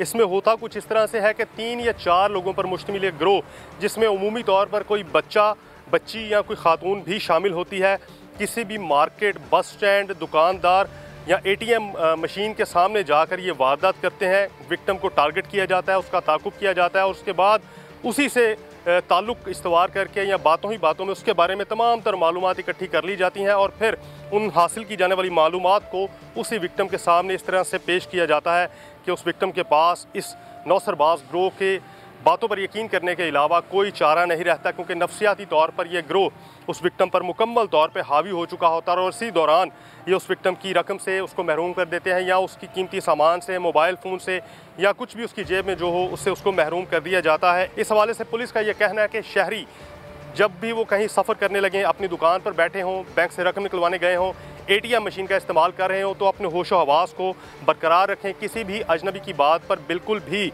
यकीन मत करें। अपने बारे में कोई भी मालूमात किसी के भी साथ शेयर मत करें, क्योंकि यही मालूमात ये नौसरबाजों का ग्रोह हेप्नोटाइज करने के लिए उस विक्टिम के सामने पेश करता है। शहर में 60 से ज़ायद नौसरबाजी की वारदातें एक दिन में रिपोर्ट होती हैं, जिनमें शहरियों को उनके कीमती सामान से महरूम कर दिया जाता है। और कुछ वारदातें तो ऐसी भी माजी में रिपोर्ट होती रही हैं कि इसमें विक्टिम जो है वो अपनी जान से भी हाथ धो बैठता है। कि शहरियों को चाहिए कि वो ख़ुद भी अपनी हिफाजत करें, अपने होशो हवास कायम रखें और अपने इर्द गिर्द होने वाली मशकूक नकलो हरकत पर भी नज़र रखें। जी बहुत शुक्रिया, आप इस सिलसिले में अपडेट कर रहे थे। देखिए, क्या किसी को नज़रबंदी करके हिप्नोटाइज करके लूट लेना ये कोई आसान सी बात है, आम सी बात है? तो हमने सोचा कि हम इसको समझने की कोशिश करते हैं। हमने राबिता किया माहिर नफ्सियात डॉक्टर मुइज़ से। अस्सलाम वालेकुम डॉक्टर साहब, कैसे हैं आप? ये बताइएगा। आप दोनों ठीक है? अल्हम्दुलिल्लाह, good to see you sir. ये बताइएगा, अब ये जो ताज़ा वारदातें हैं और जो ताज़ा मालूमात इकट्ठा की गई है, बच्चे भी ऐसा कर रहे हैं, ख़वातीन भी ऐसा कर रही हैं। हमने तो ऐसे ही सुना था कि वो जो हिप्नोटाइज करते हैं ना, वो बड़ी प्रैक्टिस के बाद में करते हैं, बड़ी कंसंट्रेशन और बड़ा फोकस चाहिए होता है। तो ये तो अपना काम बड़े ध्यान से कर रहे हैं, बड़ी आसानी से भी कर रहे हैं। बिस्मिल्लाहिर्रहमानिर्रहीम, अस्सलाम वालेकुम। एक तो बड़ा इंटरेस्टिंग आपने टॉपिक उठाया। आप लोगों ने स्टार्ट में कहा था कि बुजुर्ग कहा करते थे कि किसी अजनबी से बात मत करो, सफर के दौरान कोई चीज दे तो खाओ मत। काश हम इन चीजों पे अमल करते।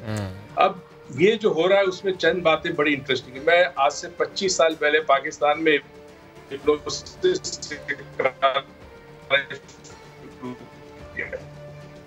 मगर मकसद ये था कि मुख्तलिफ बीमारियों बड़ी मुफ्त तरीके से इलाज होता है। तो अब हिप्नोसिस सीखना मुश्किल नहीं है। अब आप किस मकसद के लिए इस्तेमाल करते हैं ना, घर में चाकू है, सब्जी काटे या किसी का गला काटे, चाकू का कोई कसूर नहीं, ये इल्म है।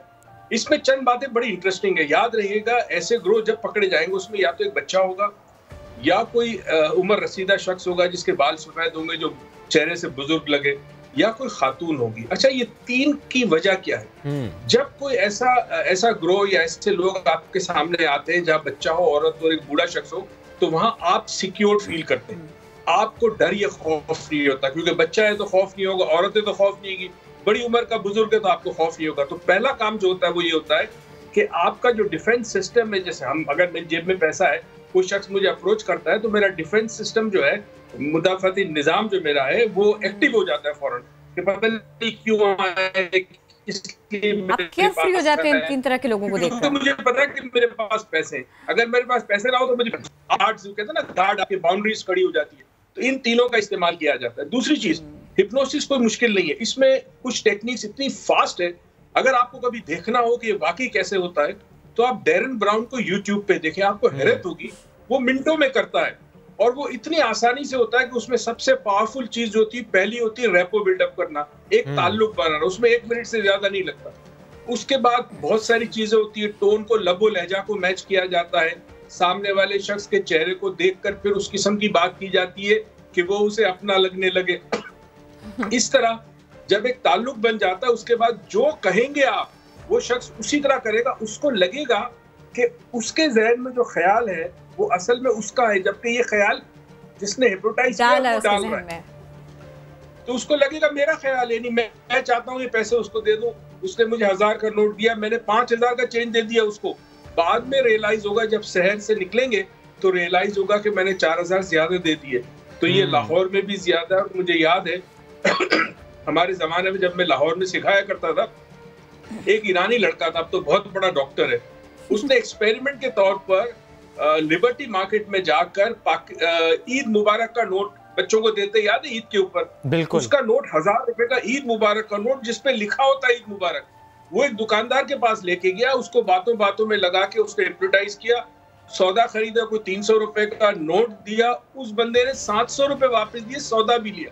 फिर ये मेरे पास है, उसने कहा सर बड़ा कामयाब होगा। फिर हमने कहा वापस जाओ, वापस गया, उसने कहा अंकल आई एम सॉरी, सिर्फ ये सिखाना चाहता था, सब वापस जाते भी तो नहीं है ना। आपको ईद मुबारक। अच्छा, वो अंकल चैलेंज करते हैं कि मैं 28 साल से दुकान चल रहा हूँ, किसी ने आज तक मुझे नकली, लेकिन हो गए वो भी, तुमने ईद मुबारक का कैसे दे दिया? अब देखिए सर, ये एक ऐसा इतनी आसानी से कर पाए सर। ये जो एग्जांपल आपने भी कोट किया, और जाहिर है अगर हम इसको इस तनाजुर में देख लें, एक कैशियर है, यानी अगर एक बैंक में मुलाजमत करता है एक शख्स है, और जाहिर है उसका कांटेक्ट रहता है, वो तो जितने लोग आ रहे हैं सब उसके लिए अजनबी हैं। हम ये तो उसे कह नहीं सकते अजनबी से बात ना करो, उसे बात करनी पड़ेगी। इसी तरह बहुत से और प्रोफेशनल, जब आपको अजनबी से आपका इनकाउंटर होता है, आपको बात करनी होती है, वो चाहे कोई बूढ़ा शख्स हो, खातून हो, बच्चा हो, जो भी हो, ऐसी सूरत हाल में सर प्लीज थोड़ा सा नाजरीन को बताइएगा करें क्या, कैसे बचें। देखिए, एक इंस्टेंट तरीका तो ये कि अगर आपका काम की नौयत ऐसी है, जैसे कैशियर की आपने मिसाल दी, जाहिर है कई लोगों से पाला पड़ता है, तो उसमें आप अपने जो पैर है ना उसको टैप करें। अगर कोई ऐसा शख्स आपके सामने आता है जिसको आप नहीं जानते, तो पैर को ऐसे से टैप करें। पैर को ऐसे से टैप करें या हाथों को इस तरह करें, हल्का हल्का मले। इससे होगा ये कि चूंकि आपका ब्रेन रिकॉर्ड कर रहा है उस एक्टिविटी को, तो उसकी बात नहीं सुनेगा, उसकी बात को प्रोसेस नहीं करेगा। तो कोई ऐसी फिजिकल एक्टिविटी जैसे हाथ मलना हुआ, करना हुआ, कानों को इस तरह करना हुआ, तो आपका ब्रेन रिकॉर्ड करता है ये एक्टिविटी को, तो उसकी बात आप पर असर नहीं करेगी। मैं आपको बताऊं, इतने इफेक्टिव है कि एक लॉटरी का टिकट जो कि लॉटरी नहीं निकली, उसको काउंटर पे दिखाता है और वो औरत को नजर आता है कि लॉटरी की टिकट निकली है, वो इनाम देती है। अमेजिंग है ये। यानी ये हुआ कि एक तो ये कि जो हम रिकॉर्ड करेंगे सर, हम उसे रिकॉल कर सकेंगे, और जब हम उसे थोड़ा सा विद इन सेकेंड्स भी रिकॉल कर सके तो हम बच सकेंगे, अलर्ट हो सकेंगे, बच सकेंगे। उसके बाद आपको याद भी होगा बाद में कि किस शख्स ने आपके साथ ये किया था, उसका हुलिया होगा। अगर वो पुलिस को दे दिया जाए या बता दिया जाए तो लोग बच सकते हैं। सर वैसे जाहिर है आपने खुद भी कहा कि आप भी सिखाते रहे हैं, ये आपको क्या लगता है ये थोड़ा रेगुलेट भी होना चाहिए? कहाँ पर सिखाया जा रहा है, किस किस को सिखाया जा रहा है, कोई सर्टिफिकेट दिया जा रहा है? पूरा एक डेटा तो हो कि पाकिस्तान में कितने लोग हैं जिनको हिप्नोटाइज करना आता है, कम से कम ये तो होना चाहिए सर। जी, हमारे पास हम जब कोई भी वर्कशॉप, NLP और हिप्नोसिस, 2 वर्कशॉप है जिसके जरिए किसी के जहन को कंट्रोल किया जा सकता है आमने सामने। तो उसके लिए जब कोई शख्स आता है हमारे पास, रजिस्ट्रेशन होती है, बाकायदा उसके शनाख्ती कार्ड होता है, उसकी तस्वीर हमारे पास होती है, जिस होटल में वर्कशॉप हो उसकी तस्वीर होती है। तो हम बड़ा मॉनिटर करते हैं, बिकॉज हमें पता है कि जहाँ ये स्किल्स एजुकेशन में काम आती है, मेमोरी इंप्रूवमेंट में काम आती है, इंसान के अंदर कॉन्फिडेंस बढ़ा देती है। इसी तरह प्रोफेशनल है, ये बाकायदा प्रोफेशनल है। दुनिया में आप हिप्नोथेरेपिस्ट को ढूंढे, $150 पर घंटे का सेशन होता है, बहुत अच्छा प्रोफेशन है। और यहाँ पे हमने साइकाइट्रिस्ट को भी सिखाया है, साइकोलॉजिस्ट को भी सिखाया है, कॉर्पोरेट लीडर्स को भी सिखाया है। तो ये चीज बहुत अच्छी है। मैं सीखने आ जाऊं? आ जाए। मैं लगे हाथ तो इनके साथ साथ ना अवेल कर लूंगी इस चांस को भी। अच्छा, एक चीज़ और थोड़ी सी क्लियर कीजिएगा। एक तो ये कि इस सब के फायदे भी आपने हमें गिनवा दिए, एक सवाल का जवाब और दें। जब हम छोटे थे ना, हम ये सुनते थे कि हिप्नोटाइज करके और फिर ये सब कुछ किया जा सकता है, तो हम ये सोचा करते थे जहाँ रिजल्ट बन रहा होगा ना वहाँ जाएंगे, इसका हम ये इस्तेमाल करेंगे, अपनी मर्जी के मार्क्स उसके अंदर हो जाएंगे वगैरह वगैरह। लेकिन सर, एक आम आदमी अगर वो आप तक नहीं पहुंच पाता और वो कोशिश कर लेता है कि वो उसे पढ़ के या कोई ट्यूटोरियल देख के उसको थोड़ा सा प्रैक्टिस कर सके, सर थोड़ा सा उसके लिए बताइएगा कि कुछ मामला ऐसे है कि जहाँ पर उसको कंट्रोल रखना चाहिए, या उसको किस तरीके से इसको थोड़ा सा प्रैक्टिस करना चाहिए।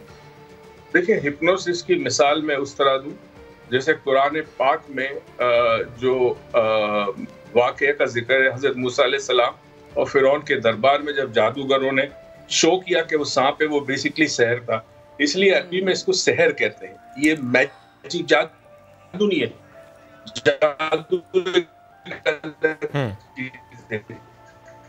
यानी आप लोगों को वो दिखाते हैं जो आप दिखाना चाहते हैं। तो इस तरह किताबों से या इंटरनेट से नहीं सिखाया जा सकता, ये बड़ा तरीकेकार से सिखाया जा सकता है। इसके लिए मुस्तनिद टीचर होना जरूरी है। पूरी दुनिया में इसके सर्टिफिकेशन कोर्सेज होते हैं और लोग सीखते हैं और उसको अमल भी करते हैं, अपनी जिंदगी में दूसरों के लिए अमल करते हैं, दूसरों को फायदा पहुंचाते हैं। मसला पता है क्या? मसला ये है कि अगर कोई सीख कर गलत, अगर इसको गलत इस्तेमाल करें तो इसमें सिखाने वाले को कोई कसूर नहीं। तो ऐसे में हम सबको एक बात सीखनी है जो आपने क्लियरली बता दिया कि जब भी अजनबी से बात करें या तो पैर को टैप करें या तो हाथ को टैप करें तो कान को यूं कर लें, इससे मसला हल हो जाएगा। Thank you so very much. वो हमारा दिमाग कंट्रोल नहीं कर सकेगा। चलिए जी, आप हमारे साथ थे, बहुत अच्छा लगा। डॉक्टर मुइज़ हमारे साथ थे और हिप्नोटाइज करके और जो भी कुछ आपको नुकसान पहुंच सकता है उस सब पे बात कर रहे थे। इसके बेनिफिट्स क्या क्या हो सकते हैं इस सब की हम बात कर रहे थे, लेकिन हमारे पास तो दीगर मौजूद भी है ना। एग्जैक्टली। तो दुनिया भर में कोरोना वायरस आम होने के बाद से सोशल मीडिया पर इससे बचाव के लिए जो तिब्बी मशवरे, खासकर सप्लीमेंट्स का इस्तेमाल मुफीद करार दिया जा रहा है। ऐसे में विटामिन सी इसको कोरोना वायरस से बचाने के लिए अहम करार दिया जा रहा है। दुनिया भर में विटामिन सी के हाई डोज इंजेक्शंस के जरिए कोरोना वायरस से बचाव पर तहकीक जारी है, ताहम हतमी नताइज सामने नहीं आए हैं। तमाम विटामिन में विटामिन सी इंतहाई अहम समझा जाता है, जिसकी इंसानी जिस्म में ज़ाहिर खासी ज़रूरत भी है। लेकिन द क्वेश्चन इज़ किस मिकदार में इस्तेमाल करना चाहिए, कौन सा फ्रूट, कौन से वेजिटेबल, कौन सा यानी कुदरती कहना चाहिए जो अज्जा हैं उससे हम ये खाए पिए, बट विटामिन सी किस में ज़्यादा होता है। तो हमने सोचा कि इस पर बात करते हैं कि विटामिन सी कितना ज़रूरी है और विटामिन सी कैसे कैसे हासिल किया जा सकता है, और ये ना हो कि आप अन्य विटामिन सी ले लें तो उसका भी नुकसान ना हो जाए। वी हैव न्यूट्रिशनिस्ट सहर जावेद चावला विद अस। कैसी हैं सर आप? अस्सलाम वालेकुम, मैं ठीक ठाक, आई होप आप दोनों भी खैरियत से हैं। अल्हम्दुलिल्लाह बिल्कुल ठीक ठाक। ये बताएं कि जो अभी हमने इंट्रो दिया है इस टॉपिक का, आप भी थोड़ा सा परेशान तो ही होंगे एक लाइन सुनकर कि कोरोना वायरस से बचाता है विटामिन सी, क्योंकि ये सोशल मीडिया पर ये डिस्कशन हुई इसकी। देखिए मैंने अपने पर्सनल सोशल मीडिया पर तो बहुत अवेयरनेस कैंपेन्स चलाई हैं, लकीली चैनल्स पर भी बात करने का बहुत ज्यादा मौका मिल जाता है।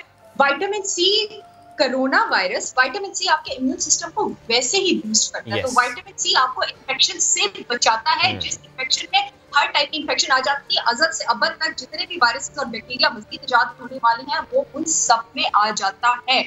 मैं सबसे पहले अगर आप मुझे इजाजत दें प्लीज सप्लीमेंट्स को लेकर बहुत जरूरी है मिथ ब्रेक कर दूं, उसके बाद फिर मैं विटामिन सी एक्शन की तरफ दरियाको खुजे में बात करती हूँ। देखें, आपकी डेली जो विटामिन सी की रिक्वायरमेंट है वो 75 से 90 मिलीग्राम तक होनी चाहिए। हमारी बॉडी जो डेली 500 मिलीग्राम तक एब्जॉर्ब कर सकती है। अगर आप डेली 500 मिलीग्राम से ऊपर की मिकदार लेंगे तो वो आपके पेशाब में जो है निकल जाएगा। अब 500 मिलीग्राम से ऊपर की मिकदार किन लोगों को लेनी चाहिए जिनको विटामिन सी की डेफिशिएंसी है? निशानियां मैं अभी आगे बताऊंगी कि आपको कैसे पता लगता है डेफिशिएंसी। या वो लोग जो किसी एक्टिव इन्फेक्शन से गुजरे, क्योंकि वो इन्फेक्शन से गुजरे तो इस वक्त उनके जिस्म में विटामिन सी ज्यादा इस्तेमाल हो रहा है, तो अगर अभी वो 500 मिलीग्राम से ऊपर भी ले लेते हैं पेशाब में निकलेगा, वो बॉडी में यूज होगा। यहाँ पर जो बूढ़े लोग हैं, बूढ़े लोगों को ज्यादा 500 से ऊपर की जरूरत होती है। उसके अलावा जो नॉर्मल मेरे आप माशाल्लाह खाते हैं लोग हैं, वो अगर 500 से ऊपर लेंगे तो उसको एक्सक्रीट करेंगे। तो जनाब मैं आपको इतना बता दूं कि अगर आप अपनी नॉर्मल खुराक रख रहे हैं, और कोई मैं बता दूं बड़ी सस्ती खुराक से आप ये पूरा कर सकते हैं, और उसके अलावा आप सप्लीमेंट्स ले रहे हैं, तो सिर्फ आप विटामिन सी को पेशाब में निकालने के लिए सप्लीमेंट्स ले रहे हैं। आप हजारों रुपए का पेशाब खरीद रहे हैं, I am so sorry but पेशाब में वो जाता है। आई एम सो सॉरी, मेरा मतलब है कि वो सिर्फ विटामिन सी आप पेशाब खरीद रहे हैं।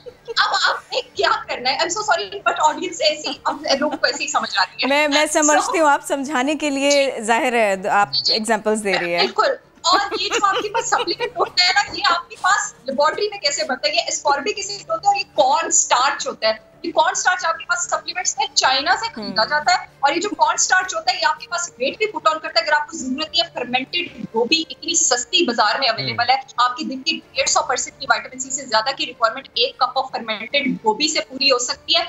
फालसे सस्ते होते हैं, सिर्फ एक कप ऑफ फालसे में आपकी दिन की 375% विटामिन सी की रिक्वायरमेंट पूरी हो जाती है। लीची, चेरी भी बता दीजिएगा प्लीज। मैं बता रही हूँ, जो बात करती हूँ मैं ऑथेंटिकेशन होती है मेरी बात में, अल्हम्दुलिल्लाह। जो लीची होती है आपके पास एक कप लीची होती है, वो आपकी दिन की 250 से 270% तक विटामिन सी की रिक्वायरमेंट पूरी कर सकती है। जो स्ट्रॉबेरीज है वो आपकी 165% तक एक कप विटामिन सी की रिक्वायरमेंट पूरी कर सकते हैं। सिर्फ एक शिमला मिर्च का एक कप जो है आपके पास वो बहुत सस्ती होती है, आपके पास आपकी दिन की 223% तक की विटामिन सी की रिक्वायरमेंट पूरी कर सकती है। एक पपीता आपकी दिन की 140% तक की एक कप रिक्वायरमेंट विटामिन सी की पूरी कर सकता है। नींबू के रस का एक कप, ठीक है, के रस का एक कप वाले आपके पास दिन की 100% से ऊपर की विटामिन सी की रिक्वायरमेंट पूरी कर सकता है। ऑरेंज भी आपका सिर्फ एक कप आपके दिन से 100% ऊपर विटामिन सी की रिक्वायरमेंट पूरी कर सकता है। जो ब्रोकली है, सस्ती सब्जी है, उसका एक कप आपके दिन की 100% से ऊपर विटामिन सी की रिक्वायरमेंट पूरी कर सकता है। स्पिनच के 2 कप आपके पास आपके दिन की 100% से ऊपर विटामिन सी की रिक्वायरमेंट पूरी कर सकते हैं। कीवी का एक कप आपके दिन की 200% से ऊपर विटामिन सी की रिक्वायरमेंट कर सकते हैं। इन सबका बाप अमरूद का एक आपके पास वेरी इंपॉर्टेंट, दिन की 600% होगा कि विटामिन सी की रिक्वायरमेंट पूरी कर सकता है। अब आपने इसको लेना किस तरह, आप एग्जैक्टली ये पूछना चाह रही थी मैं। इसको पोर्शंस में लेना है और आपने इसको एकदम नहीं ले लेना है। मतलब अगर आप दिन में 1 कप गोभी का ले लेते हैं, उसके बाद आप 1 शिमला मिर्च खा लेते हैं, 1 ग्लास फालसी का, नहीं हम इन सबका बाप अमरूद खाएंगे। अमरूद, हाँ अमरूद अगर आप richest source of vitamin C, ठीक है सर, लेकिन vitamin C amla okay, I stand corrected, richest source is amla, और फिर जो जिसको आपने बाप कहा है उसमें भी वो भी ज़ाहिर है बड़ा अच्छा सोर्स है विटामिन सी का। ये बताएंगे, ये तो ज़रा इम्यूनिटी को बूस्ट करते हैं, लेकिन और कौन से विटामिन हैं जो इम्यूनिटी को सपोर्ट करते हैं, बूस्ट करते हैं? एब्सोल्युटली, जो आपके पास वाटर सॉल्युबल विटामिन्स होते हैं ना, यानी जो पानी में सॉल्युबल हो जाते हैं, अच्छा वो उसमें आपके पास विटामिन सी आ जाता है, विटामिन ए आ जाता है, विटामिन ई आ जाता है। विटामिन ए और ई जो है ना, वो विटामिन सी के फंक्शन को बहुत ज्यादा हेल्प करते हैं। होता क्या हमारे पास कि जब आपके इम्यून सिस्टम पर कोई थ्रेट होती है तो इम्यून सिस्टम कुछ ऐसे केमिकल प्रोड्यूस करते हैं जो कि इन जरासीमों को मारता है। अब जब इन्फेक्शन ज्यादा बढ़ जाती है खुदा खास्ता, तो वो केमिकल्स जरासीमों को मारने के साथ साथ व्हाइट ब्लड सेल्स को भी मारना शुरू कर देते हैं। इसलिए हमें विटामिन सी चाहिए होता है। विटामिन सी जो है वो उनके फंक्शन को न्यूट्रलाइज कर देता है और उनको व्हाइट ब्लड सेल को नहीं मारने देता, उल्टा व्हाइट ब्लड सेल्स को तगड़ा कर देता है ताकि वो जरासीमों को भी मारे और उन केमिकल्स को भी मारे जरूरत से ज्यादा बन रहे हैं। और विटामिन सी हमारे पास बॉडी में नहीं बनता, वो अपनी डेली खुराक से बाहर से लेना होता है। यही पूछना था मुझे, प्लीज मुझे थोड़ा सा हेल्प करें, एक हम हमारे देखने वालों को थोड़ा हेल्प करें। अब आपके फ्रिज में at the very same time लीची भी है, चेरी भी है, प्लम्स भी रखे हैं, दूसरे 2-4 फ्रूट्स भी रखे हुए हैं। थोड़ा सा मुझे बताइए कि फिर वो किस तरह से ना एक फ्रूट बॉल बनाया जाए डेली बेसिस बना के मुझे भेज दें किरण। मैं समझ रही थी ये बात आप कहने वाले आप बताइए सर। 3 सर्विंग्स, ये जितने भी मैंने आपको सोर्सेज बताए हैं ना, इनमें से 3 की सर्विंग्स आप ले लेते हैं तो आप अपनी रिक्वायरमेंट पूरी कर लेते हैं। यानी फॉर एग्जांपल अगर आपने एक टाइम पे पालक और ब्रोकली का सैलेड बना लिया, ठीक है, एक टाइम पर आपने कीवी ले लिया, एक टाइम पर आपने एक आधा कप ऑफ लीची ले लिया, या आपने आधा कप ऑफ स्ट्रॉबेरी ले लिया, या फिर आपने एक अमरूद ले लिया, या फिर आपने बेरीज ले लिया जिस तरह मैंने आपको कहा है। तो अगर आप इनमें से 3 सोर्सेज का डेली जो है इनटेक वो आपके पास बहुत है। और एक और बात बता दूं, एक चीज होती है ना, बायोअवेलेबिलिटी। बायोअवेलेबिलिटी का मतलब होता है कि जो मैं खाना लूंगी उसमें से कितनी मिकदार मेरे जिस्म और खून को मिलेगी ताकि उससे फायदा उठाए। सप्लीमेंट्स की बायोअवेलेबिलिटी खाने से बहुत कम होती है, लेकिन यहाँ पर मैं ये बात कर दूं, सप्लीमेंट्स उन लोगों के लिए जरूरी होते हैं जो एक्टिव इन्फेक्शन से चल रहे हैं, जिनकी सर्जरी हुई है, जो बूढ़े हैं, जो प्रेग्नेंट खवातीन है, तो उनको फिर जरूरत से बहुत ज्यादा चाहिए। उसके अलावा आप पैसों को आग लगाएंगे सप्लीमेंट्स लेके, मैं आप बता रही हूँ आपको सप्लीमेंट्स लेने की कोई जरूरत नहीं है। People are selling fear, don't fall a prey to it. ठीक है, ये तो हो गया। बिल्कुल जल्दी से बता, आपने नाश्ता क्या किया था? मैं रोज 2 अंडे खाती हूँ और उसमें बहुत ज्यादा ब्रोकली, स्पिनच, टमाटर, ऑलिव्स, कैबेज सब कुछ। ये 2 आपको 4 बन के लगते हैं, अच्छे 8 बन के लगते हैं, मुझे लग रहा है ऐसा सर। जबरदस्त। सर एक बात और अगर आप मुझे बता सकें, नॉर्मली लोग ये समझते हैं कि अच्छा मैं यंग हूँ, मेरी इम्यूनिटी बेहतरीन है, मुझे कोई डर नहीं है कोरोना वायरस से। यू नेवर नो कि कोरोना वायरस किस पर कितना असरअंदाज हो जाए। आसान सिम्टम क्या होता है ये समझने के लिए कि मेरा इम्यून सिस्टम वीक है? बहुत वैसे यंग लोगों की इम्यूनिटी वाकई अच्छी होती है, ये बात सही है। मैं तो हूं भी जो अर्लीस्ट सिम्टम है ना आपके पास, आपकी स्किन बहुत ज्यादा ड्राई रहती है, क्योंकि विटामिन और विटामिन सी दोनों जो इम्यूनिटी में सबसे ज्यादा देते हैं स्किन की लेयर को ना रीजनरेट करते रहते हैं। जब आपकी स्किन बहुत ज्यादा ड्राई रहती है ना, इसका मतलब है कि बहुत ज्यादा चांसेस है आपको इम्यूनिटी वाले विटामिन की कमी, और उससे स्किन में क्रैक्स भी पड़ते हैं, तो जरासीम भी इजीली एब्जॉर्ब होते हैं। कोई टेस्ट करा लेना चाहिए कि आपको अगर 3-4 सिम्टम्स इनमें से हो जाए आपके पास, वो जो हड्डियों का दर्द होता है ना, वो 2 वजह से होता है, या तो वो कैल्शियम की कमी से होता है या किसी ने मारा होता है। अगर आप हड्डियों को आप दर्द होते हैं, आप अपने कैल्शियम लेवल्स चेक कराएं, अगर कैल्शियम लेवल्स नॉर्मल है तो 90% चांस है कि आपको विटामिन सी की कमी है। उसके अलावा अगर आपको बहुत ज्यादा जुकाम रहता है, बुखार रहते हैं, आपकी जो जख्म है वो जल्दी नहीं भरता है, स्किन पर पर्पल पैचेस पड़ जाते हैं, जो आपके बाल है वो बहुत इजीली टूटते हैं और वो कॉइल्ड रहते हैं, पतले रहते हैं, इसका भी मतलब है कि जो आपकी इम्यूनिटी है वो कदरे कम है। बुरे मूड में बहुत ज्यादा रहना, ये भी इम्यूनिटी कम होने के, विटामिन सी लेवल्स के कम होने की बहुत निशानी है। फटीग बहुत जल्दी हो जाना, बहुत थक जाना, विटामिन सी के कम रहने की निशानी है। और एक चीज होती है पेरिफेरल हेमरेजेस, जो हमारे बालों के फॉलिकल्स होते हैं वो उन पर ब्लड वेसल्स आ रही होती है ताकि उनको न्यूट्रिशन प्रोवाइड कर सकें। वो गुस्सा कर रहा हो तो फ्रूट्स पेश कर दूं विटामिन सी वाले, बल्कि सीधा अमरूद दे दी उसको, और किसी को फूल ना दें, गोभी का फूल दें। बहुत शुक्रिया साहब जावेद चावला साहब, साथ में आप। It was lovely to you, बहुत कुछ हमने सीखा और आई एम श्योर नाज़रीन ने भी बहुत कुछ सीखा होगा कि अब आपने फ्रूट सैलेड बनाना है तो कैसे। मैं सुबह से हॉले जा रही थी और अब मैं हंसे जा रही हूँ। बहुत मजा आया गुफ्तगू करके, वाकई उन्होंने क्विकली हमें इतना कुछ बता दिया। अब हम भी क्विकली एक ब्रेक लेते हैं, अभी हमें भी इसको ना डाइजेस्ट करना है, इतनी सारी इंफॉर्मेशन को। प्लीज एक ब्रेक लेते हैं, वापस आते हैं।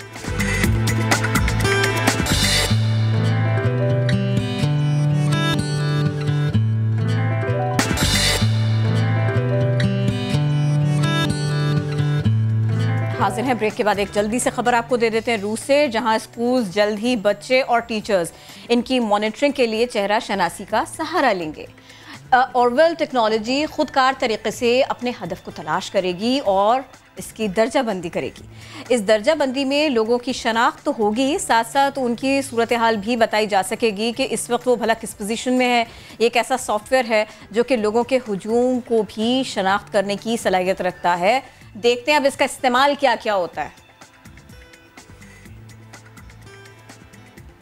और एक खबर है बांग्लादेश से, जहां योगा किया जा रहा है टू बूस्ट इम्यूनिटी। कोरोना की वबा से लड़ने के लिए बांग्लादेशी पुलिस ने नई तरकीब आजमाई है।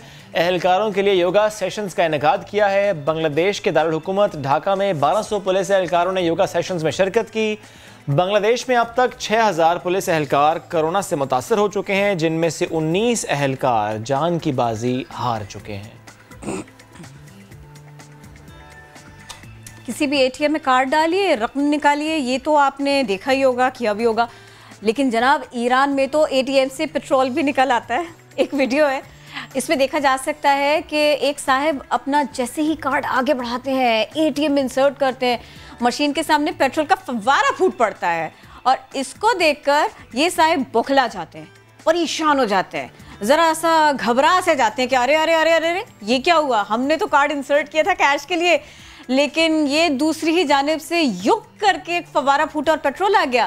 भाई ज़मीन के नीचे एक ऑयल पाइपलाइन गुजर रही थी और ये सब कुछ हुआ था उसके लीकेज की वजह से। लेकिन इनकी पुश्त है, आप इनके एक्सप्रेशन जांच सकते हैं कि वो हुए क्या होंगे। वैसे आपस की बात है शुएब, ये जो फव्वारा है ना, मुझे तो थोड़ा सा लगा शायद कोई मॉन्स्टर वगैरह है कि जो फूट पड़ा और यूं करके निकला है जमीन में से। ना ये पाकिस्तान में किसी ने लोटा लेके पहुंच जाना था, पेट्रोल जमा करके आगे मोटरसाइकिल टंकी में डाल लेना था। रश होता, रश एग्जैक्टली, लाइनें लग जाती हैं यहाँ पे, क्योंकि ज़ाहिर पाकिस्तान में वैसे तो कहीं और पे भी ऐसा हो सकता है, बट ज़ाहिर ऐसे वाक़यात जो जाना है ना एक कदम, वो बड़ा दिलचस्प है। ये देखें, मैं थोड़ा सा इसे एक्सप्लेन इसलिए भी करना चाह रही हूँ क्योंकि जब मैंने इसको पहली बार देखा तो मैं बहुत देर तक हंसती रही थी। ये हुआ था तो जनाब ईरान में ये हुआ था।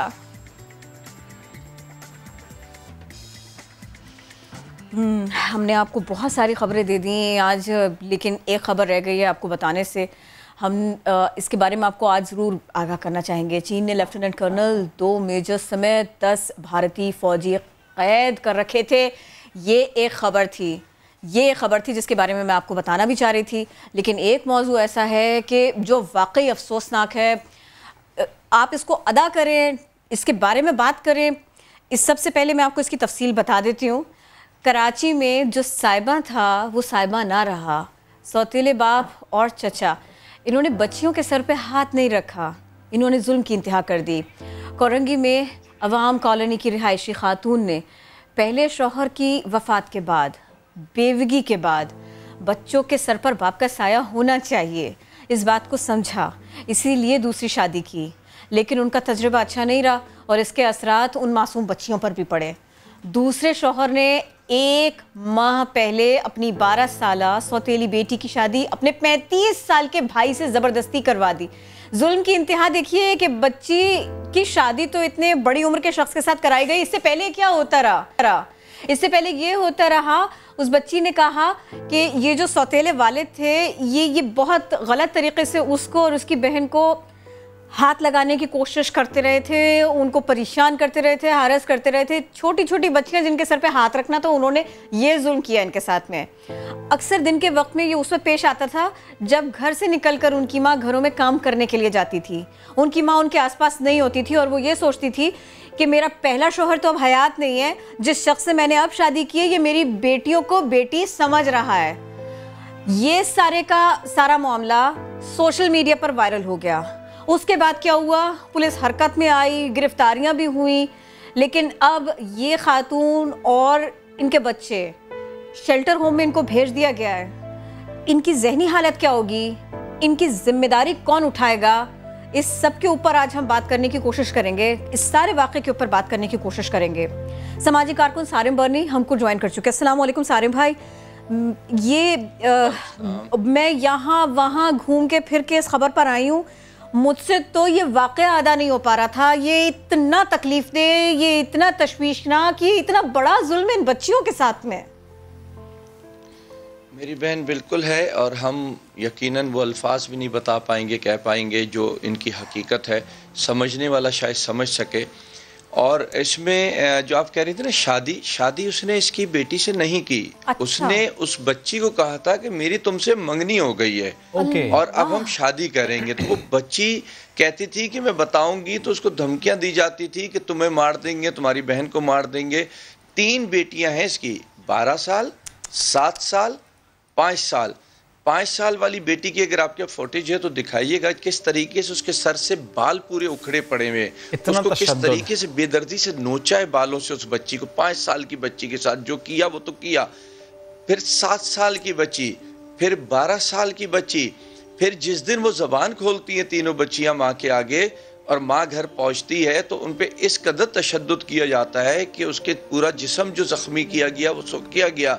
उसके दोनों बच्चियों के सीधे हाथ तोड़ दिए उन दोनों जालिमों ने। उनको मकसद आदमी कह सकते हैं या और क्या कहेंगे उसको, बस आदमी थे। ना वो बाप था ना सुतेला था। सुतेला भी ऐसा नहीं होता ना, और बाप के साथ सुतेला लफ्ज भी नहीं होता। तो अब वो बच्चियां, ये माँ कोई इनका सहारा नहीं। शादी इसीलिए हुई थी। फिर वो माँ जो खुद दर बदर की ठोकरें खाती रही, उसने सोचा शादी कर लूंगी तो बेहतरी आएगी। शादी के बाद बेवा हो गई। बेवा होने के बाद दोबारा जो शादी की तो सारी क़यामतें भूल गई। एक नई क़यामत के अंदर जो है ना आप हंसी है। सारिम भाई वो दोनों जी प्लीज बात अपनी बात प्लीज कंप्लीट करें पहले, फिर मैं आपसे सवाल पूछूंगी। अच्छा, बस मैं ये कह रहा था, इस वक्त आप खुद सोचिए वो जो वीडियो सोशल उस पर वायरल हुई है जो सोशल मीडिया पे, आप उस वीडियो में उस बच्ची के अंदाज अगर देखें ना, किस तरीके से वो मदद की तलबगार है, किस तरीके से मदद मांग रही है, वो देख के दिल फट जाता है। मैं अक्सर हम कहते हैं ना, माँ बहन बेटी वाले जानते हैं दर्द। मैं इस बात को नहीं, मैं कहता हूँ हर इंसान दर्द को जानता है, हर इंसान दर्द को जानता है। हम इंसान बने, ऐसे लोगों का दर्द महसूस करें, ऐसे लोगों का साथ दें, ऐसे लोगों का सहारा बने, ना कि हम सिर्फ सोशल। मेरे पास कितनी वीडियोस आई उस दिन, लेकिन हेल्प के लिए कोई नहीं गया। हेल्प के लिए सारिम बर्नी ट्रस्ट गया, उसने उसको जो है ना वहाँ से घर से लिया, पुलिस की मदद ली, FIR दर्ज कराई, केस लेकर के चल रहे अब आगे। मेडिकल करवाया उसका। केस से मुतालिक, मेडिकल से मुतालिक सारे में मैं जरूर आपसे बात करना चाहूंगा। थोड़ा सा मुझे मौका दीजिएगा, एक खबर आ रही है, मैं नाज़रीन से जल्दी से शेयर कर लेता हूँ, वापस आप पर आती है। खबर घोटकी से है। रेंजर्स की गाड़ी के करीब धमाका हुआ है, 3 अफराद की जान से चले गए हैं। रेंजर्स और पुलिस भारी नफरी उनकी जाए वक़्वा की तरफ रवाना हो चुकी है। इमरान आसिफ हमें ज्वाइन कर रहे हैं, उनसे बात करते हैं। इमरान आसिफ से भी बात करेंगे। घोटकी में रेंजर्स की गाड़ी के करीब धमाका हुआ है, 3 अफराद शहीद हुए हैं, ऐसी खबरें आई हैं। रेंजर्स और पुलिस की भारी नफरी जाए वक़्वा की तरफ रवाना हो चुकी है। ये खबर कुछ देर पहले घोटकी से रिपोर्ट हुई। 5 अफराद के ज़ख्मी होने की भी इत्तला यहाँ से मौसूल हुई है। इस वक्त कॉर्डन ऑफ कर दिया गया इलाके को, और ज़ाहिर है अभी तहकीकात होंगी तो चीज़ें सामने आएंगी। ये तो आपने खबर आपको घोटकी से मुतालिक दी। वापस हम अपने टॉपिक पर आ जाते हैं, क्योंकि ज़ाहिर है दिल दहला देने वाला ये वाक़या है, अफसोसनाक वाक़या है। जिस तरह किरण आपने भी कहा पहले कि वाकई लफ्ज़ अदा नहीं होते इससे मुतालिक बात करते हुए, क्योंकि वो वालिदा जो एक खातून है इस वक्त, ज़ाहिर है उनका दुख बहुत बड़ा है, बहुत बड़े कर्ब से वो गुजरी हैं। लेकिन अब चूँकि ज़ाहिर है पुलिस केस भी बना और अब इस केस को सारे बड़े ट्रस्ट भी देख रहे हैं, तो मैं चाह रहा था कि मैं इन खातून से भी बात करूँ। मैं जानना चाह रहा हूँ आपसे कि ज़ाहिर है इस वक्त एक ऐसी सिचुएशन से आप गुजरी हैं कि अब मैं जानता हूँ एक माँ के पास भी अल्फाज नहीं होंगे बयान करने के लिए, तो मैं आगे की बात करना चाहूँगा आपसे, क्योंकि ज़ाहिर है अभी गिरफ्तारियाँ भी हो गई हैं, अब पुलिस भी इस हवाले से तफ्तीश कर रही है। आप सेटिस्फाइड हैं अब इस तफ्तीश को लेकर, और जिस तरह सारे बने ट्रस्ट आपके साथ है? किसने थी ये, अगर आप चाहें तो ये भी बताइए प्लीज। आवाज आई है? सारिम भाई प्लीज आप पूछिए ना। आप इस वक्त सेटिस्फाई हैं, मुतमईन हैं आप इस वक्त जो पुलिस कार्रवाई कर रही है, जो कुछ हुआ है? जी, ऐसे लोगों से तो फांसी चाहिए। जो मेरे बच्चों के साथ किया, मेरे बच्चे ने मुझे आवाज़ दी, तो मेरे बच्चों के साथ जिन लोगों ने मार मार के वो किया है, और खुद तो दर बदर पे होगी, मेरे बच्चे भी ऐसी हो गई है। इन लोगों को ऐसे चाहिए, जो उन लोगों को फांसी चाहिए। जैसे किसी की बेटी के साथ ऐसा ना हो जैसे हमारे बच्चों के साथ हुआ है। सारिम भाई इनकी जज्बाती हालत, मैं सीरियसली सवाल नहीं बन पड़ रहे, बात नहीं हो पा रही, उनसे खुद नहीं हो पा रही। आप प्लीज़ इनसे पूछेंगे सारिम भाई, ये शादी हुई कैसे, ये मजबूरी का फ़ायदा उठाने वाले इनको मिले कैसे, क्योंकि ये तो परेशान थी, ये अकेले खुद कुछ भी नहीं कर पा रही थी। शादी हुई कैसे, मजबूरी का फ़ायदा कैसे किसने उठाया? मजबूरी का फ़ायदा ये है, जब मैं जहाँ काम करती थी ना, वहाँ वो मेरी पहले हमारी वो जानने वाली थी, तो जब मेरा मियाँ फौत हुआ तो उसने बोला जब बेटा तेरा कोई भी हाथ रखने वाला तो चलो ये हमारा जान पहचान का बंदा है, ये चाहिए तो ये तुझे ये हर मसले में तेरा ना खड़ा हो जाएगा। मैंने बोला मैं शादी के लिए मैं नहीं, शायद मैं अपने बच्चों का अपना पाँव पे ना अपने बच्चों का खिलाऊंगी, मैं शादी नहीं करने वाली। और फिर भी आपको करनी पड़ गई, हालात इतने ख़राब थे। सारिम भाई इनसे प्लीज़ पूछिए कि अब ये जो परेशान माएँ हैं दूसरी, उनको क्या कहना चाहती हैं? ये इंसाफ तो चाह रही हैं, लेकिन अभी भी इनको मदद की ज़रूरत है, अभी इनकी परेशानियाँ अभी भी कितनी ज़्यादा हैं और कितना इनको सपोर्ट चाहिए? प्लीज़ सारिम भाई इनसे पूछे। आपको क्या सपोर्ट चाहिए, क्या मैसेज देंगे उन माओं को जो साल के अंदर होती हैं? उनको ये चाहिए जो भाई अपने वो बच्चों को वो करें, बस ऐसे दरिंदों से आप लोग दूर करें, अपने ऐसे बंजों को, इंसान को तो बस फांसी लगना चाहिए। आगे वाले माँ को देखो, जो हमारे साथ जो हो रहा है वो बस आप लोग समझ सकते जो कैसे हमें गुजर रही है। सारिम भाई ज़ाहिर है आप इस ये तो मेहरबानी है अल्लाह ताला ने वो कर, ये हमारा बस साया ये बन के बैठा हुआ है, हमारा तो कोई भी नहीं है। सारिम भाई आपने ज़ाहिर है आपने सर पे हाथ रखा, आप इस केस को भी लेकर चल रहे हैं, थोड़ा सा शेयर करेंगे नाजरीन से इस केस से मुताल्लिक? तो ऐसे भाई आपको मेरा कॉलेज मैंने दोस्तों भी कहा इसी आसरे में, मुझे भी ये बाबा ही कहती है, और मेरे लिए वाकई ये हो या इसकी बेटियों, सब बेटियों की तरह। बिल्कुल मैंने सर पे जो हाथ रखा इंशाल्लाह निभाऊंगा इंशाल्लाह। और इसके जो असल जुल्म है ना शुएब भाई, वो अब तक हमने डिस्कस नहीं किया, वो भी आपको बताऊं। प्लीज उस शख्स ने जिसने आज ये सब कुछ किया, पहले इतने बुरे अंदाज से कि जब मुंह खोला तो उसके बाद उनके साथ ज़्यादती की गई, हाथ तक तोड़ दिए, उस शख्स ने इसका 14-15 साल का बच्चा गायब किया और उसकी भी इसने हथियार कटवाई थी, लेकिन इसको कुछ ना मिला। 3 साल हो गए उस बच्चे को गायब हुए। बड़ा बेटा था। अच्छा जी, बड़ा बेटा था। इतनी प्लानिंग से काम करता रहा है वो, शादी के फौरन बाद उस बच्चे को मंजर से हटा दिया। उसका आज तक इस बेचारी को जिंदा मुर्दा किसी चीज का नहीं इल्म। मेरा बच्चा कहाँ उसके साल में ये जो गिरफ्तार हुआ तो ये एतराफ कर लिया, ये तफ्तीश कहाँ पर पहुंची है? ये इन तमाम बातों का एतराफ कर लिया है मुलजिम ने? देखिए हमारे यहाँ मैं आपको बताऊँ, जो होते हैं ना इन्वेस्टिगेशन ऑफिसर्स, उनके रोल्स बड़े खराब होते हैं। आईओ ने इस FIR में भी सिर्फ एक बच्ची को डाला है, दूसरी को नहीं डाला। दूसरा जो पिछली FIR थी उसका कहीं कोई जिक्र नहीं। हालांकि जब केस चल रहा था तो ये खुद बता रही है, मैं बता तो नहीं सकता किसने, लेकिन एक बड़े मोतबर शख्स ने अदालत के अंदर इसको कहा था कि तुम्हारा शौहर इसके अंदर इन्वॉल्व है। लेकिन एक बेबस औरत, एक बेबस माँ कर क्या सकती थी? चुप कर गई, सब्र कर गई, लेकिन उस चुप और सब्र ने इस नतीजे तक के पहुंचा दिया। अब हम सारिम बर्नी ट्रस्ट इसके उस बेटे के भी केस को उठाएंगे, और अगर अभी मैंने FIR नहीं देखी है क्योंकि इसके डॉक्यूमेंट्स घर में, वो जब FIR लाएगी अगर वो मिसिंग की है तो हम उसको जो है ना अगवा और कत्ल के अंदर डलवाएंगे और फिर इन्वेस्टिगेशन दोबारा करवाएंगे इंशाअल्लाह ताला उसकी। सारिम भाई जी सारिम भाई बात भी मुकम्मल करें और साथ में ये भी बताएं, बच्चियों को अब काउंसलिंग की भी ज़रूरत होगी, प्रोटेक्शन की भी, काउंसलिंग की भी, एजुकेशन की भी, खातून को भी बहुत सारी हेल्प की ज़रूरत होगी। आप अकेले अभी तक कितना कुछ कर पाए और कितनी आपको इस सिलसिले में लोगों की सपोर्ट चाहिए, लोगों का हाथ, लोगों की मदद चाहिए? देखें किरण बहन, इदारे लोगों की सपोर्ट से चलते हैं। इदारों का अपना कोई प्लेटफॉर्म या कोई मशीनरी नहीं होती जहाँ से उनके पास जो है ना पैसे आए या कुछ किसी की सपोर्ट कर सकें। लोगों को ये हर वक्त सपोर्ट करनी चाहिए, ना कि ऐसे केसेस का इंतज़ार करें या हमारा TV पे आने का इंतज़ार करें। लोगों को इदारों के साथ जुड़ के रहना चाहिए। दोइम ये है कि जहाँ तक उनकी सपोर्ट की बात है, बिल्कुल हम कर रहे हैं और बिल्कुल इंशाअल्लाह हम करेंगे। इसमें अगर कोई एक ऐसी सपोर्ट कर दे कि इस बहन के लिए छोटी छोटी मासूम सी बच्चियाँ मैं TV पे दिखा नहीं सकता, यकीन जाने लोगों के दिल फट जाएंगे अगर उन मासूमों को देख लिया तो।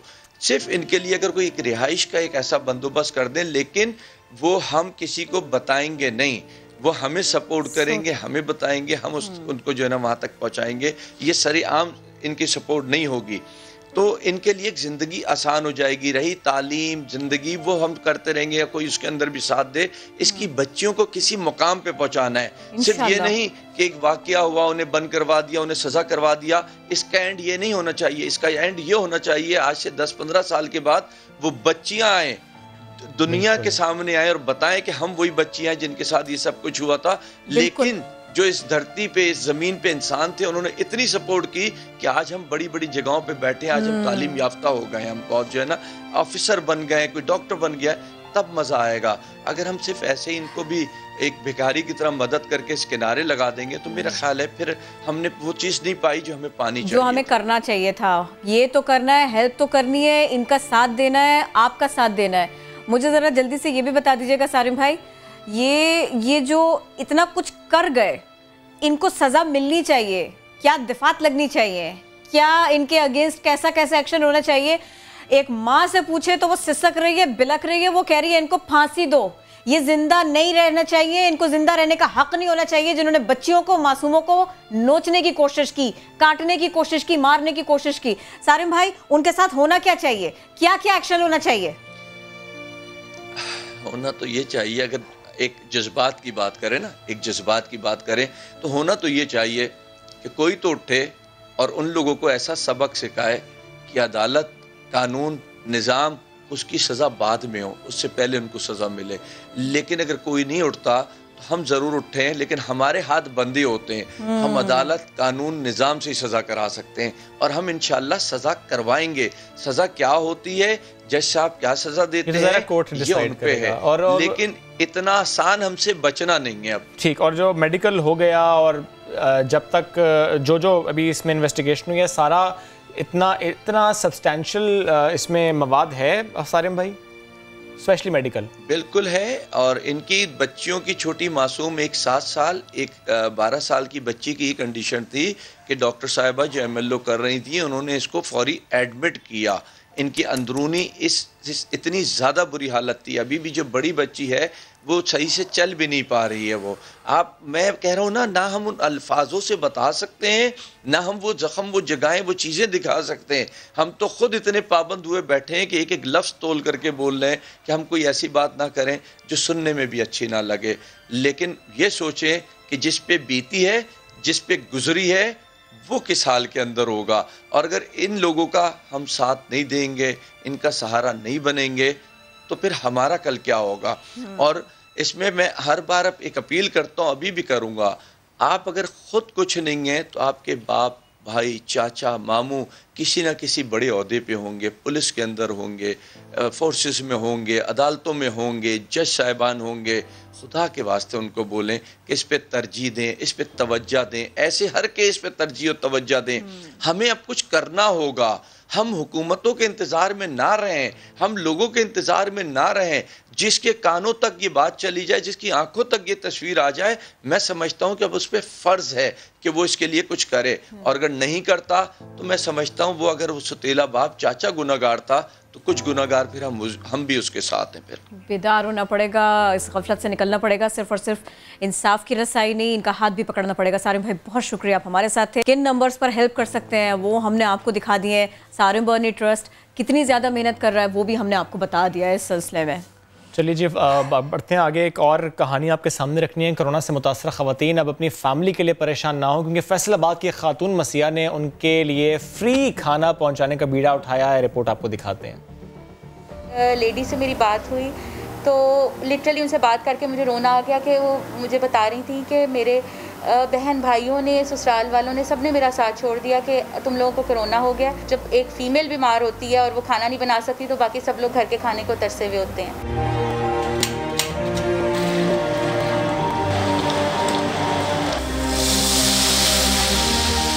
मेरा नाम रबाब सलमान है और मैं पिछले 7 साल से ऑनलाइन फूड का बिज़नेस कर रही हूँ। कोरोना की मरीज़ ख़वातीन की फ़ैमिली को खाना भिजवाने का ख्याल कैसे आया? मेरी एक फ़ैमिली है, कज़न फैमिली है, उनकी पूरी फैमिली जो है वो कोरोना अफेक्टेड हो गई। तो मैंने उनकी खैरियत पूछने के लिए जब कॉल की तो उन्होंने मुझे बताया कि भाभी बहुत ज़्यादा प्रॉब्लम हुई, बहुत वीकनेस हुई। तो उसी से फिर मैंने ये स्टेप लिया। मैंने अपने फेसबुक पेज पे पोस्ट लगाई कि जिसको फ्री खाना चाहिए, जो कोविड पेशेंट्स हैं, लेडीज़ हैं जो घर का काम नहीं कर सकती और खाना नहीं बना सकती, जिनको बच्चों की भी लुक आफ्टर करनी होती है। तो उसका मुझे बड़ा अच्छा रिस्पांस मिला, मेरे पास काफ़ी मैसेजेस वगैरह आए। तो जो कॉन्टेक्ट्स थे फिर मैंने तब से उनको खाना भेजना शुरू किया। हर रोज़ आप कितने लोगों को खाना भिजवाती हैं जो कोरोना की मरीज़ फैमिली है? मेरे तकरीबन डिफरेंट टाइमिंग्स में खाना जाता है तो तकरीबन 100 प्लस लोग हो जाते हैं। क्या मरीज़ कोई फरमाइश करते हैं कि हमें ये खाना है या इस तरीके का खाना भिजवाएं? ज़्यादातर मरीज़ों का यही होता है कि हमारा टेस्ट बहुत ख़राब है, हमें कोई स्पाइसी चीज़ चाहिए, कोई मज़े वाली चीज़ चाहिए। तो उसी तरह से मैं कभी पुलाव और ये ग्रेवी या इस तरह से कोफ्ते हैं, चिकन पुलाव, चना पुलाव और सब्ज़ी, दाल, हलीम वगैरह इस तरह से बना के भेजती हूँ। मरीज़ों की तरफ से बहुत अच्छा रिस्पांस होता है, मैसेजेस बहुत अच्छे आते हैं, बहुत ज़्यादा शुक्रगुजार होते हैं सभी मरीज़। मुतासरा फैमिलीज़ को खाना किस तरीके से भिजवाया जाता है? मेरा राइडर है जो डिफरेंट जगहों पर खाना लेकर जाता है और पैकिंग बॉक्सेस बनाती हूँ मैं। बच्चे मेरे साथ बहुत हेल्प करते हैं, मेरे हस्बैंड की बहुत ज़्यादा सपोर्ट है। किस तरह से फैसिलिटेट कर रही है ये खातून, ये कहानी आपके सामने मिला। होगी मुलाकात आपसे मंडे को। अपना बहुत सा ख्याल रखिए, तब तक के लिए अल्लाह हाफिज़।